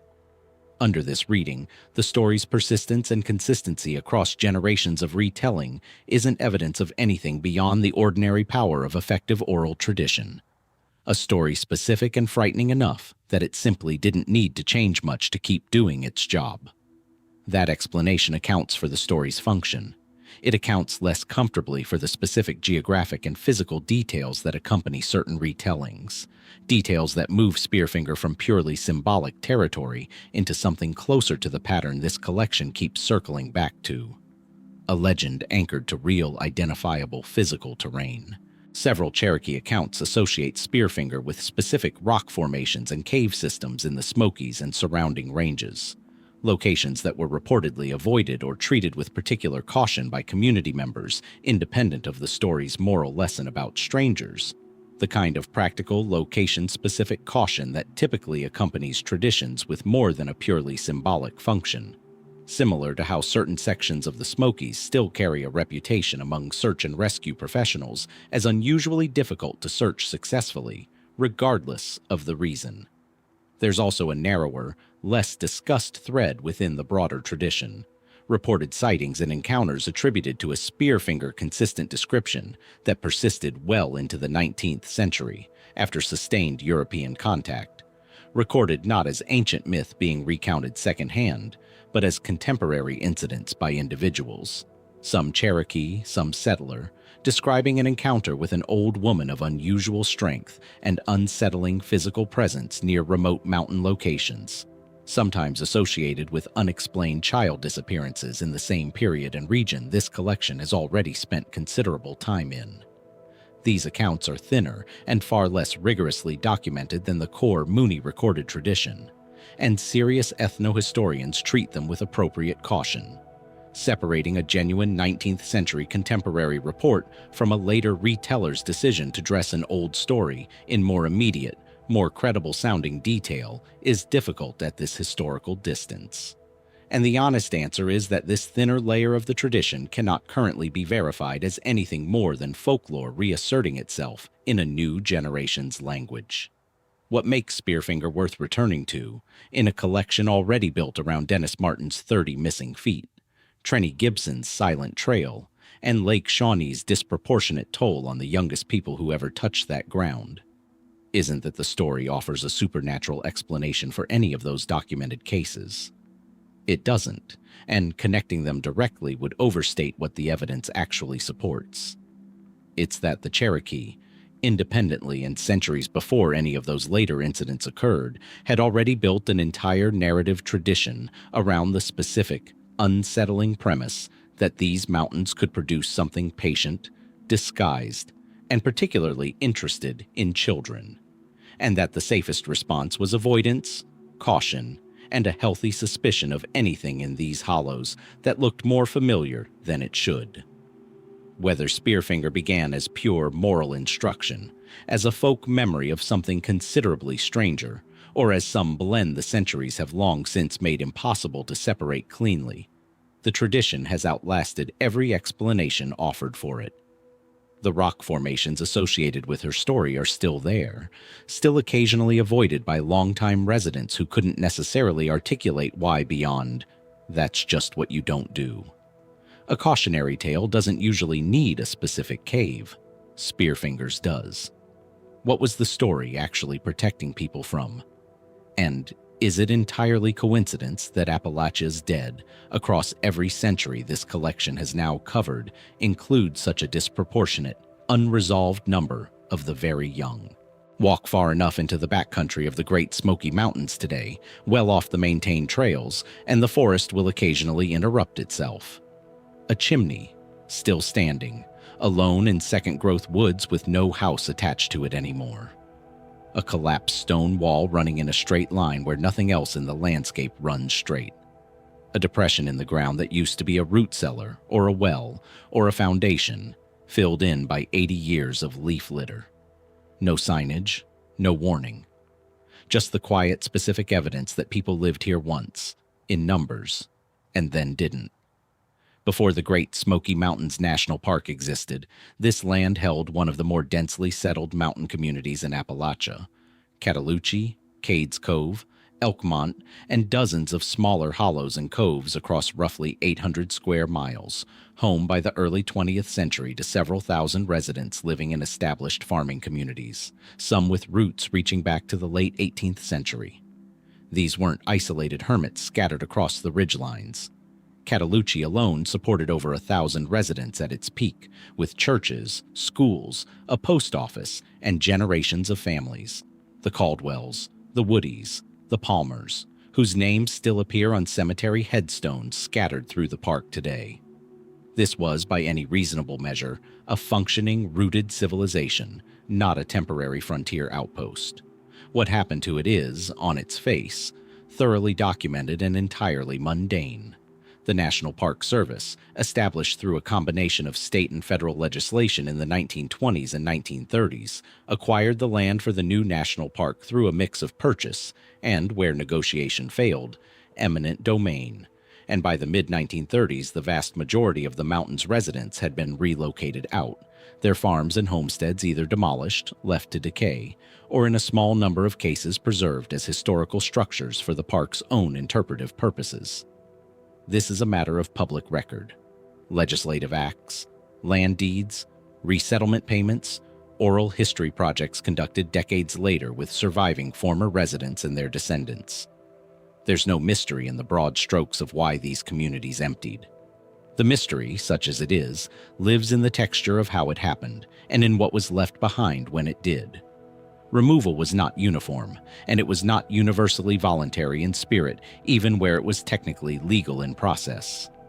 Some families sold willingly for what they considered fair compensation, glad to trade subsistence mountain farming for opportunities elsewhere. Others fought the process for years, and a smaller number negotiated lifetime leases that allowed elderly residents to remain in their homes, sometimes for decades, as the very last human inhabitants of hollows that had otherwise already gone silent around them. A strange, well-documented arrangement that meant a handful of individuals spent their final years as effectively the sole residents of what had recently been thriving communities. Neighbors' houses standing empty around them, fields going back to forest at the margins of their own still-tended gardens. The last of these lifetime leaseholders, a resident of Cataloochee, didn't leave until the 1990s, meaning the abandonment of these settlements wasn't a single clean historical event, but a slow, uneven withdrawal stretched across 6 full decades. That slowness is part of what makes the physical remains so unsettling to encounter today, and it's worth separating clearly from anything speculative. Cemeteries throughout the park, many still marked and maintained through agreements with descendant families, sit isolated in deep forest, reachable only by unmarked trail, holding graves that in several documented cases record unusually high infant and child mortality within specific multi-year windows, consistent with periodic disease outbreaks common to isolated rural communities of the era, particularly before reliable vaccination and antibiotics reached remote mountain populations.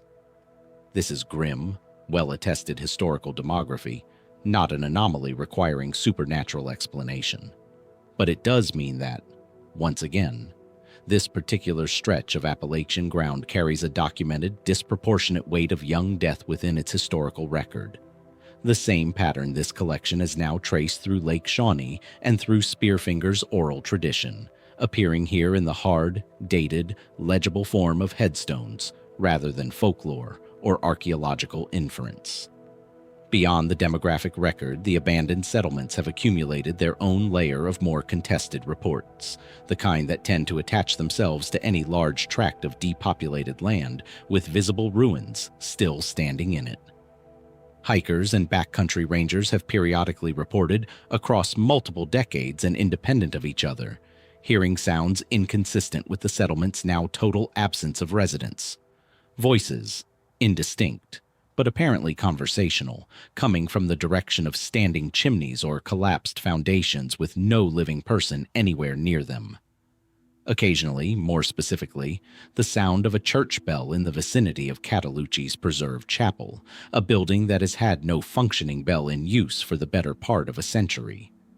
None of these reports has been captured on recording equipment under controlled conditions, and the mainstream explanation: wind moving through structures with specific acoustic properties, water sound carrying unusually in the cove's particular topography, ordinary auditory pattern matching in a setting primed by visible ruins to expect exactly this kind of experience, accounts for the reports reasonably well without requiring anything beyond known acoustic and psychological phenomena. What's harder to fold into that same tidy explanation is a narrower category of reports specific to certain individual homesteads, generally ones associated in local and descendant oral history with a documented family tragedy predating the park's establishment entirely. A fire, an early death, a specific hardship remembered and passed down independently of the broader removal narrative. Several of these sites have generated remarkably consistent visitor accounts over decades, from people with no prior knowledge of the specific homestead's history, describing a sense of being watched or unwelcome that resolves, on later research, into a coherence with whatever tragedy is documented to have occurred there. The kind of pattern that either suggests some form of genuine residual impression tied to place, or, more conservatively, suggests that certain locations simply carry a visible weathering and atmosphere. Collapsed structures, overgrown graves, an absence of the ordinary sounds of habitation. That reliably produces similar subjective reactions in different visitors without needing to invoke anything more than architecture and instinct. There is also a quieter, more purely historical mystery embedded in the removal itself, one that doesn't require any supernatural framing at all to remain genuinely unresolved. The completeness of the record is not what it should be. Land transactions from the resettlement period, particularly involving smaller, poorer, or more remote homesteads, are in a meaningful number of cases incompletely documented, payment records incomplete or lost, occasionally leaving present-day descendant families without clear documentation of exactly what their ancestors were paid, or in some contested cases, whether specific parcels were properly compensated at all before demolition or absorption into parkland. This isn't a fringe claim. It's an acknowledged gap in the historical record that has occasionally surfaced in genuine legal and genealogical research conducted by descendant communities in the decades since. Separate from and considerably more concrete than any story about voices near an empty chimney. Combine all of this: a documented, unusually gradual and uneven depopulation stretching across 60 years, a demographic record already weighted, like so much of this collection's territory, toward disproportionate young death, a persistent, unverified but consistently reported layer of anomalous sound and atmosphere attached to specific, identifiable ruins, and an incomplete paper trail regarding exactly how and how fairly an entire mountain civilization was formally erased from its own land.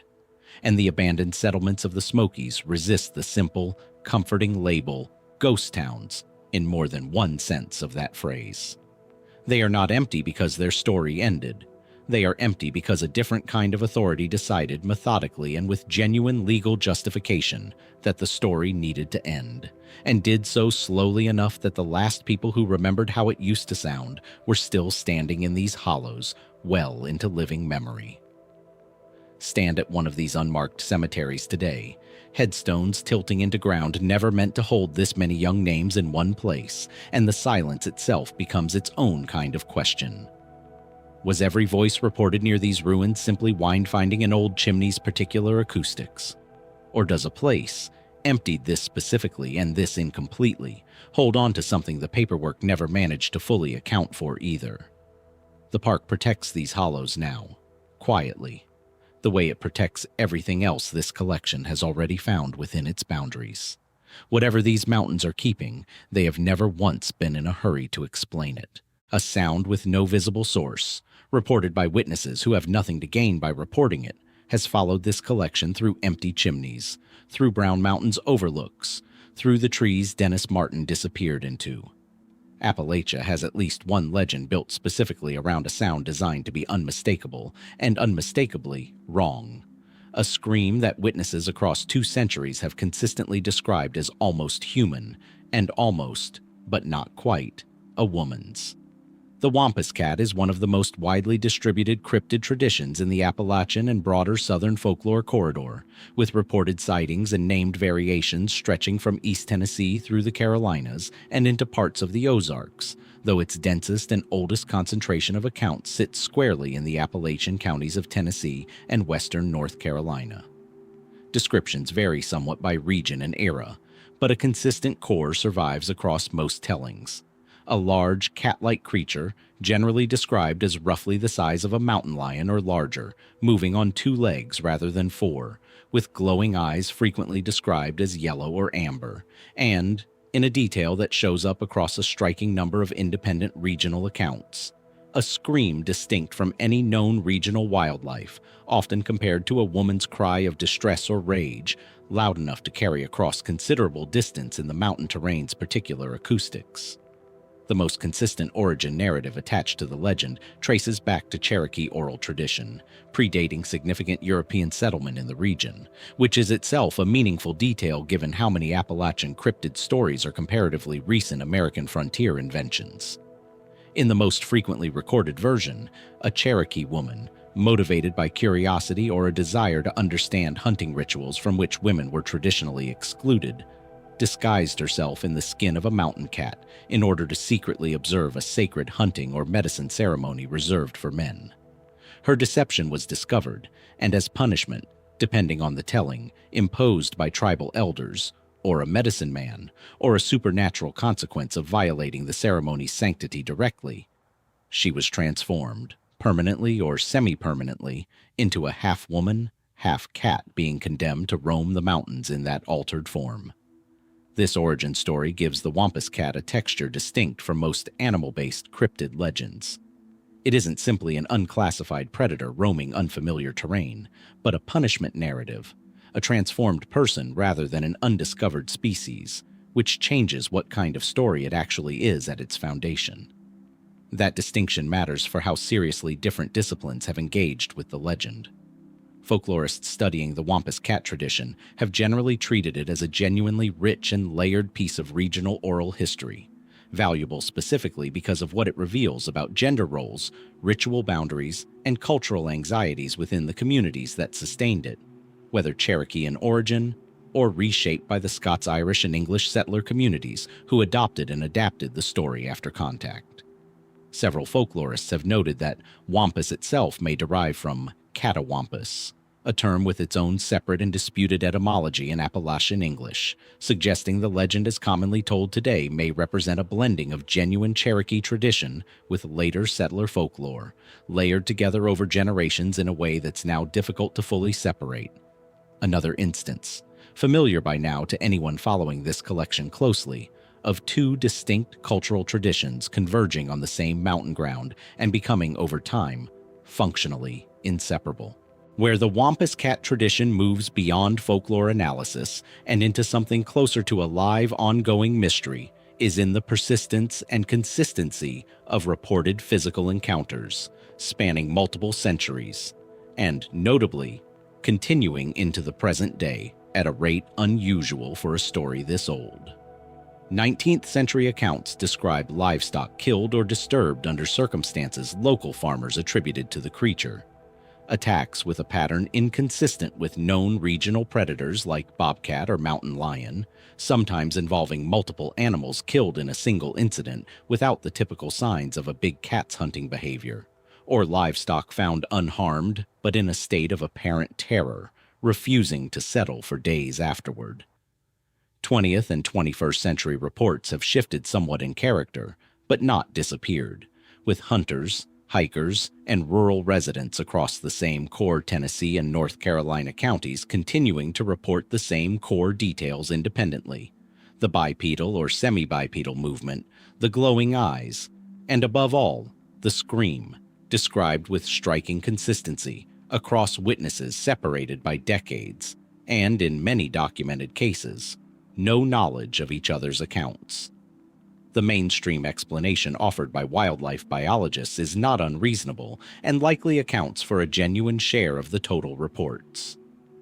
Mountain lions, while officially considered extirpated from most of the eastern United States for well over a century, are periodically confirmed through camera trap or DNA evidence to be present in small, transient numbers in parts of Appalachia, either as rare dispersing individuals from established Western populations or, less commonly, escaped or released captive animals. A large cat, glimpsed briefly, in poor light, at a distance sufficient to distort apparent gait and posture, could plausibly generate reports of an unusually large, upright-seeming creature. And mountain lion vocalizations are, independently and well before any cryptid association, frequently described by witnesses unfamiliar with the sound as an eerily human, almost woman-like scream. A documented, verifiable acoustic fact about actual big cat behavior, not folklore. This single detail alone likely explains a meaningful portion of Wampus Cat reports, without requiring any element of the supernatural origin story to be literally true. What that explanation handles less comfortably is the bipedal movement described across such a substantial number of independent accounts, a detail considerably harder to attribute to mountain lion misidentification, since actual mountain lions are not bipedal under any normal behavioral circumstance, however briefly or partially glimpsed. Some researchers have proposed this detail may simply reflect witnesses observing an animal rearing briefly onto its hind legs, a genuine, if uncommon, big cat behavior when startled or investigating a scent from height, misremembered or embellished in retelling into sustained bipedal movement. Others note that the bipedal detail appears with enough independent consistency across witnesses with no prior familiarity with the broader legend that dismissing it purely as embellishment may be underselling the actual reported pattern. The Wampus Cat legend also carries a modern institutional footnote worth noting for how unusual it is. The creature has been formally adopted as a mascot or symbolic figure by numerous schools and communities across Tennessee and the broader Appalachian South, a level of casual, everyday cultural embedding that few cryptid legends achieve. That popularization has, if anything, made the case harder rather than easier to take seriously as an ongoing subject of investigation, since the creature now exists simultaneously as a genuine subject of rural sighting reports and as a light-hearted regional mascot, two very different cultural registers occupying the same name, which tends to obscure rather than clarify how seriously the underlying reports deserve to be examined. What's left, after 2 centuries of livestock deaths, consistent witness description, a documented and specific Cherokee origin story, and a scream that keeps showing up in report after report with a specificity mountain lion vocalization studies can only partially, not fully, account for, is a legend occupying a genuinely uncomfortable middle ground. It's more culturally rooted and better documented than a simple frontier ghost story, but it has never produced the kind of physical evidence. A body, a confirmed track cast, a recording matched conclusively to a known or unknown source that would let biologists close the case definitively in either direction.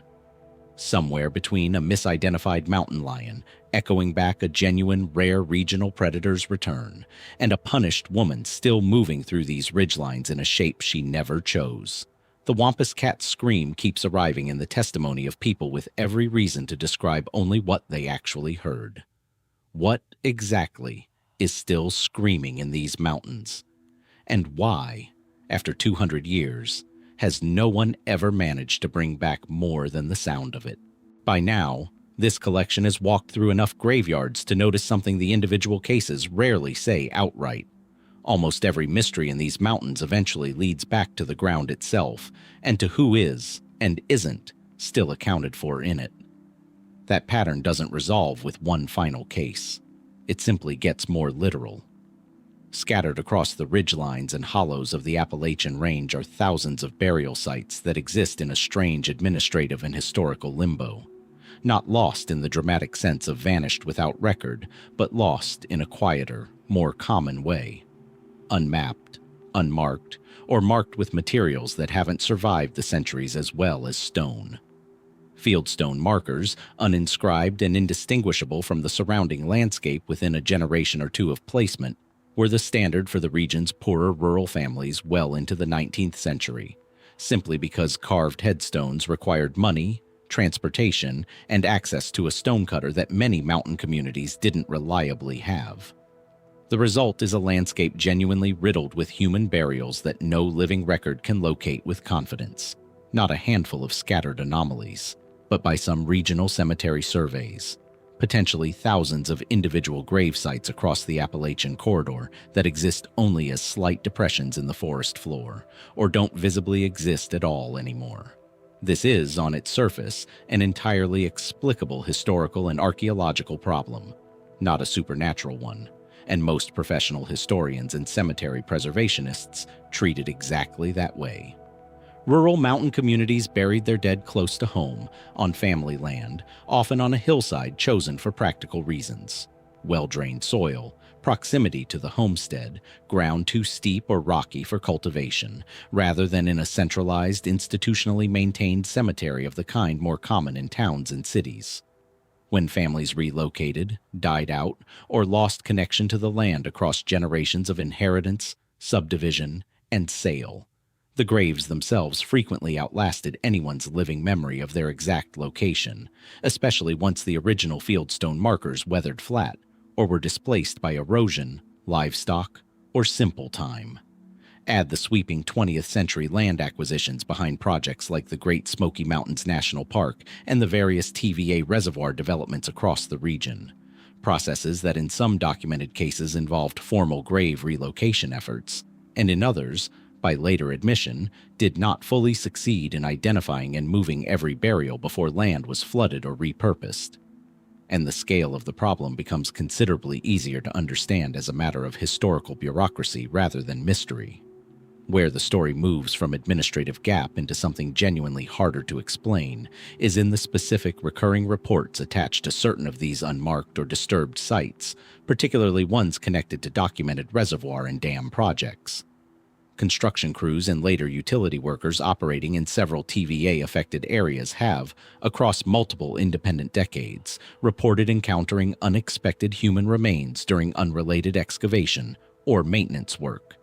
Burials that existing records gave no indication were present, uncovered by chance rather than located through any systematic search. In most documented cases, this triggers exactly the response you'd expect. Notification of state archaeological authorities, proper removal, and where possible, reinterment. But the frequency with which this keeps happening, decades after the original relocation projects were declared complete, suggests the original 20th century efforts to account for every grave in these project areas were considerably less thorough than the official record at the time claimed. Beyond the reservoir sites, a more folkloric layer attaches specifically to isolated, unmarked hillside plots deep in backcountry areas, sites that show clear evidence of deliberate burial, a rectangular depression, an arrangement of fieldstones too regular to be natural, occasionally a broken or illegible marker, but that correspond to no family, no name, and no documented event in any local record anyone has been able to trace. Local tradition across multiple counties describes these as burials of people the community specifically chose not to name or record at the time. Victims of violence whose deaths went formally unreported to outside authorities, individuals who died of contagious disease during outbreaks severe enough that rapid, undocumented burial was itself a public health necessity. Or, in a smaller number of accounts, people the community had reason to want forgotten rather than remembered. None of these explanations can be verified for any specific unmarked site without exactly the kind of documentation that, by definition, doesn't exist for an unmarked grave.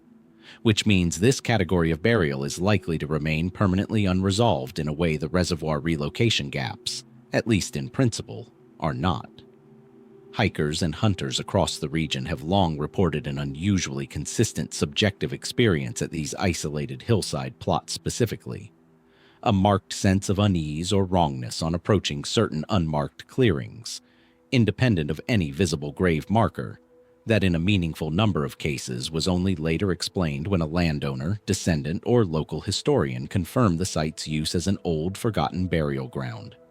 Skeptics reasonably point out that this could easily be explained backward rather than forward, that people notice a slightly unnatural clearing or a strange quiet first, and only retroactively connect that unease to a burial ground once told about it, rather than genuinely sensing something before having any information to prompt the reaction.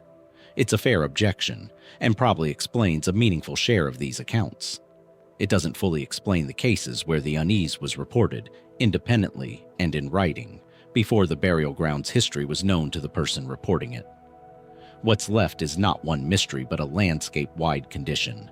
Thousands of individual, mostly quiet, mostly explicable gaps in the historical record, format identical from site to site, a person buried, a marker that didn't survive, a family that moved on or died out, and ground that has, in the process, quietly stopped telling anyone who's underneath it. Appalachia's mountains have proven across every case in this collection remarkably good at keeping things. It may be that this is the plainest, least dramatic version of that same talent. Not a monster, not a vanished colony, not a stolen fortune, but simply the ordinary dead in extraordinary numbers, whose names the ground was never asked to remember in any form that could outlast a generation or two of rain. The ground beneath these mountains has already given up unmarked graves, submerged foundations, and stone chambers with no clear builder. It has also, in one specific corner of southwestern Virginia, been quietly producing small stone crosses. Thousands of them out of the dirt itself, for as long as anyone has been digging there. Around the town of Ferrystone State Park in Patrick County, Virginia, a name given to the park specifically because of what it protects. The soil contains a remarkably concentrated deposit of staurolite, a mineral that under very particular geological conditions crystallizes into distinct cross or X shapes, ranging from small, precise, right-angled crosses to more irregular, elongated forms. These aren't carved or shaped by human hands. They form this way naturally, through a crystal twinning process well understood and confirmed by mineralogists.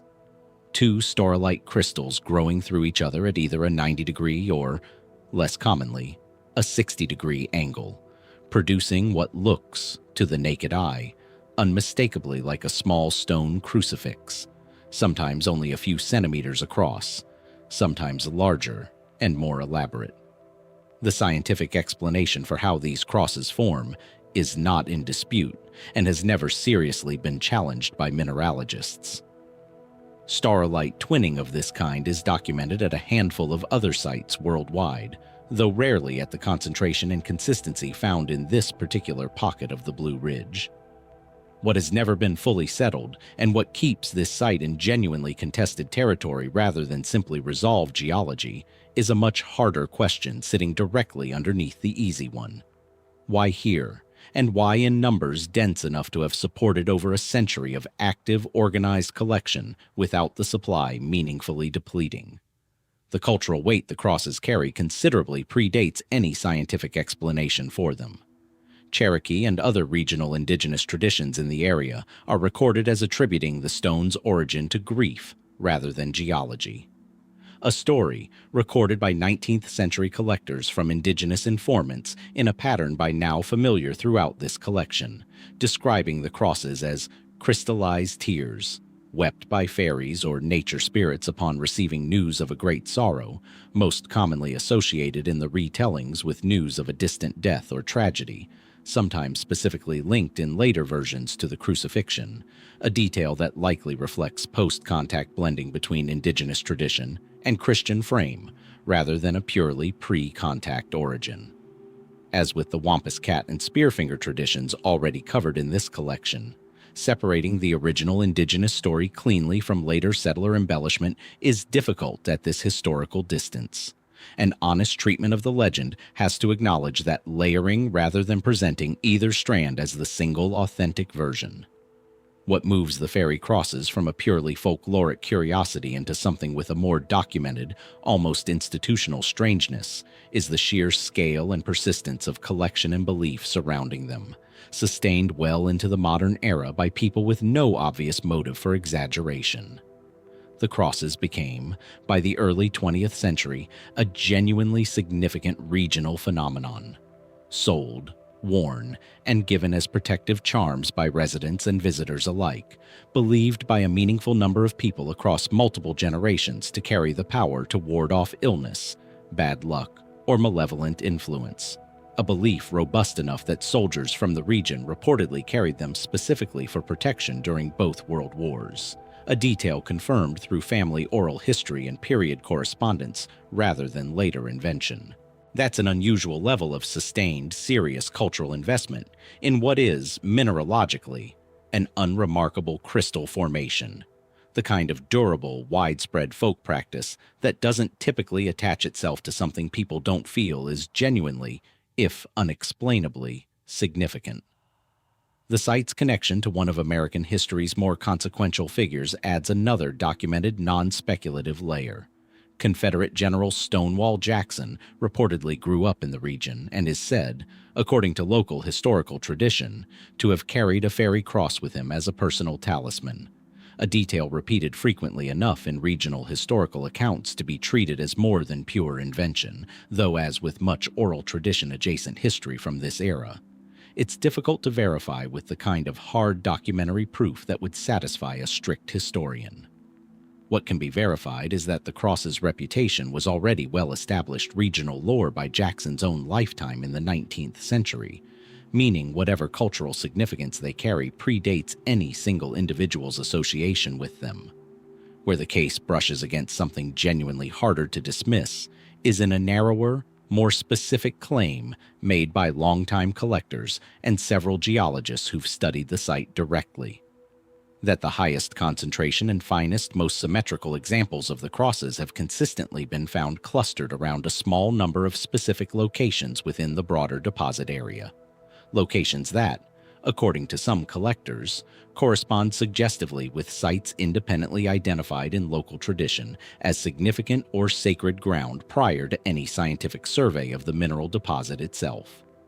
Geologists offer a straightforward, entirely plausible explanation. Mineral concentration naturally varies within any deposit based on specific, mappable geological conditions, and it would be unsurprising for humans to have noticed and attached significance to an area already visibly rich in an unusual, eye-catching formation, long before anyone understood the underlying mineralogy. That's almost certainly the more parsimonious explanation. It doesn't fully satisfy collectors who've spent decades in the field and maintain, based on direct personal observation rather than folklore alone, that the correlation feels tighter than coincidence should reasonably produce. What remains, sitting in glass cases and pocket totems across the region today, is a mineral formation fully explained by science and a cultural meaning that science was never equipped to address in the first place. Crosses formed by ordinary crystal twinning, but persistently treated, across indigenous tradition, Confederate legend, and 2 world wars of soldiers carrying them into danger, as something closer to a genuine gift than a geological accident. The stone doesn't care which explanation is correct. It has simply kept forming, in that one particular patch of Virginia ground, for longer than anyone has been keeping track. And the people who've spent their lives collecting them still can't fully agree on whether they've been gathering rock or something the mountain meant to leave behind. Follow the Appalachian chain north now, out of Virginia's starlight country, through the long spine of ridges that eventually rises into the Green Mountains of southern Vermont. The same geological range, older in places than the Smokies themselves, and home to a stretch of wilderness around Glastonbury Mountain that has, over less than a decade, earned its own grim shorthand, the Bennington Triangle. Paula Jean Welden, was a 19-year-old sophomore at Bennington College on December 1, 1946, when she told fellow students she was going for a walk on the Long Trail, the well-established hiking route running along the ridgeline near the campus. She was seen by at least one witness on the trail that afternoon, wearing a bright red jacket, moving alone into terrain she reportedly knew reasonably well from previous hikes. Somewhere along a stretch of trail with no reported hazards, no severe weather that day, and no indication of distress from the one confirmed sighting, Paula Welden simply stopped being seen. She has never been found. What makes the case distinct from a routine hiking disappearance, and what elevated it to national attention almost immediately, was the scale and visibility of the search that followed. A search notable specifically for how much it accomplished and how completely it still failed. Vermont State Police, FBI agents, local volunteers, and even, according to period newspaper accounts, a contingent from the Bennington Fire Department combed the Long Trail and surrounding Glastonbury Wilderness for weeks. The case received enough sustained national press coverage that it directly contributed to the eventual creation of the Vermont State Police as a formalized, professionalized agency, existing search infrastructure at the time having been judged inadequate to the task. That's a rare, concrete institutional legacy for a missing person case to leave behind. A state law enforcement agency partly reorganized in direct response to how badly the initial search had gone. And it had gone badly, by any measure. Despite the scale of the effort, searchers found no trace of Paula Welden at all. No jacket, no shoe, no confirmed footprint past her last sighting. Nothing recovered from terrain that, while remote, was not so vast or technically difficult that a thorough, well-staffed search should have come back completely empty. The mainstream explanation offered at the time, and still the most commonly cited today, holds that Welden, whether by accident, exhaustion, or a fall into one of the area's numerous ravines and old quarry pits, met a fatal but entirely ordinary end in rugged terrain that simply hasn't given up her remains in the intervening decades. Consistent with a landscape where dense forest, old mining excavations, and unstable rock formations could plausibly conceal a body indefinitely, especially against a search conducted with 1946-era resources and tracking technology. What complicates that explanation, and what has kept Welden's case a live subject of speculation for over 75 years, is that hers was not an isolated event on that mountain. Between 1945 and 1950, Glastonbury Mountain and the surrounding wilderness produced a cluster of additional disappearances, startling enough in their concentration that researchers and journalists eventually coined the Bennington Triangle label specifically to describe this stretch of Vermont wilderness. Mitty Rivers, an experienced 74-year-old hunting guide, vanished in the same general area in November 1945, a year before Welden, while guiding a hunting party.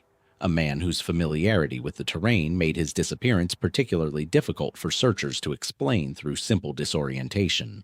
In October 1950, 8-year-old Paul Gibson vanished from a farm near the mountain under circumstances that similarly defied a clean explanation. And later that same year, 18-year-old Frida Langer disappeared during a hike with her cousin, her body eventually recovered months later. The only body among this cluster ever found, in a location searchers stated had already been thoroughly searched multiple times before, raising its own separate and never-resolved question about how remains could have gone undetected through repeated, careful search efforts only to be found later in exactly that same ground. Taken individually, each of these cases has a plausible, mundane explanation available. An elderly guide misjudging difficult terrain, a child wandering from a farm into dangerous woods, a hiker succumbing to exposure, or a fall. Vermont's mountain wilderness, like the Smokies this collection has already spent considerable time in, is genuinely capable of concealing a body through nothing more exotic than dense cover and difficult terrain. Taken together, across a 5-year span in a relatively contained geographic area, the cluster becomes harder to wave off as pure coincidence. And it's this aggregation, 5 disappearances, 1 recovered body, in one small stretch of the same mountain range, inside 1 decade, that has sustained the case's reputation far beyond what any single disappearance would have generated on its own.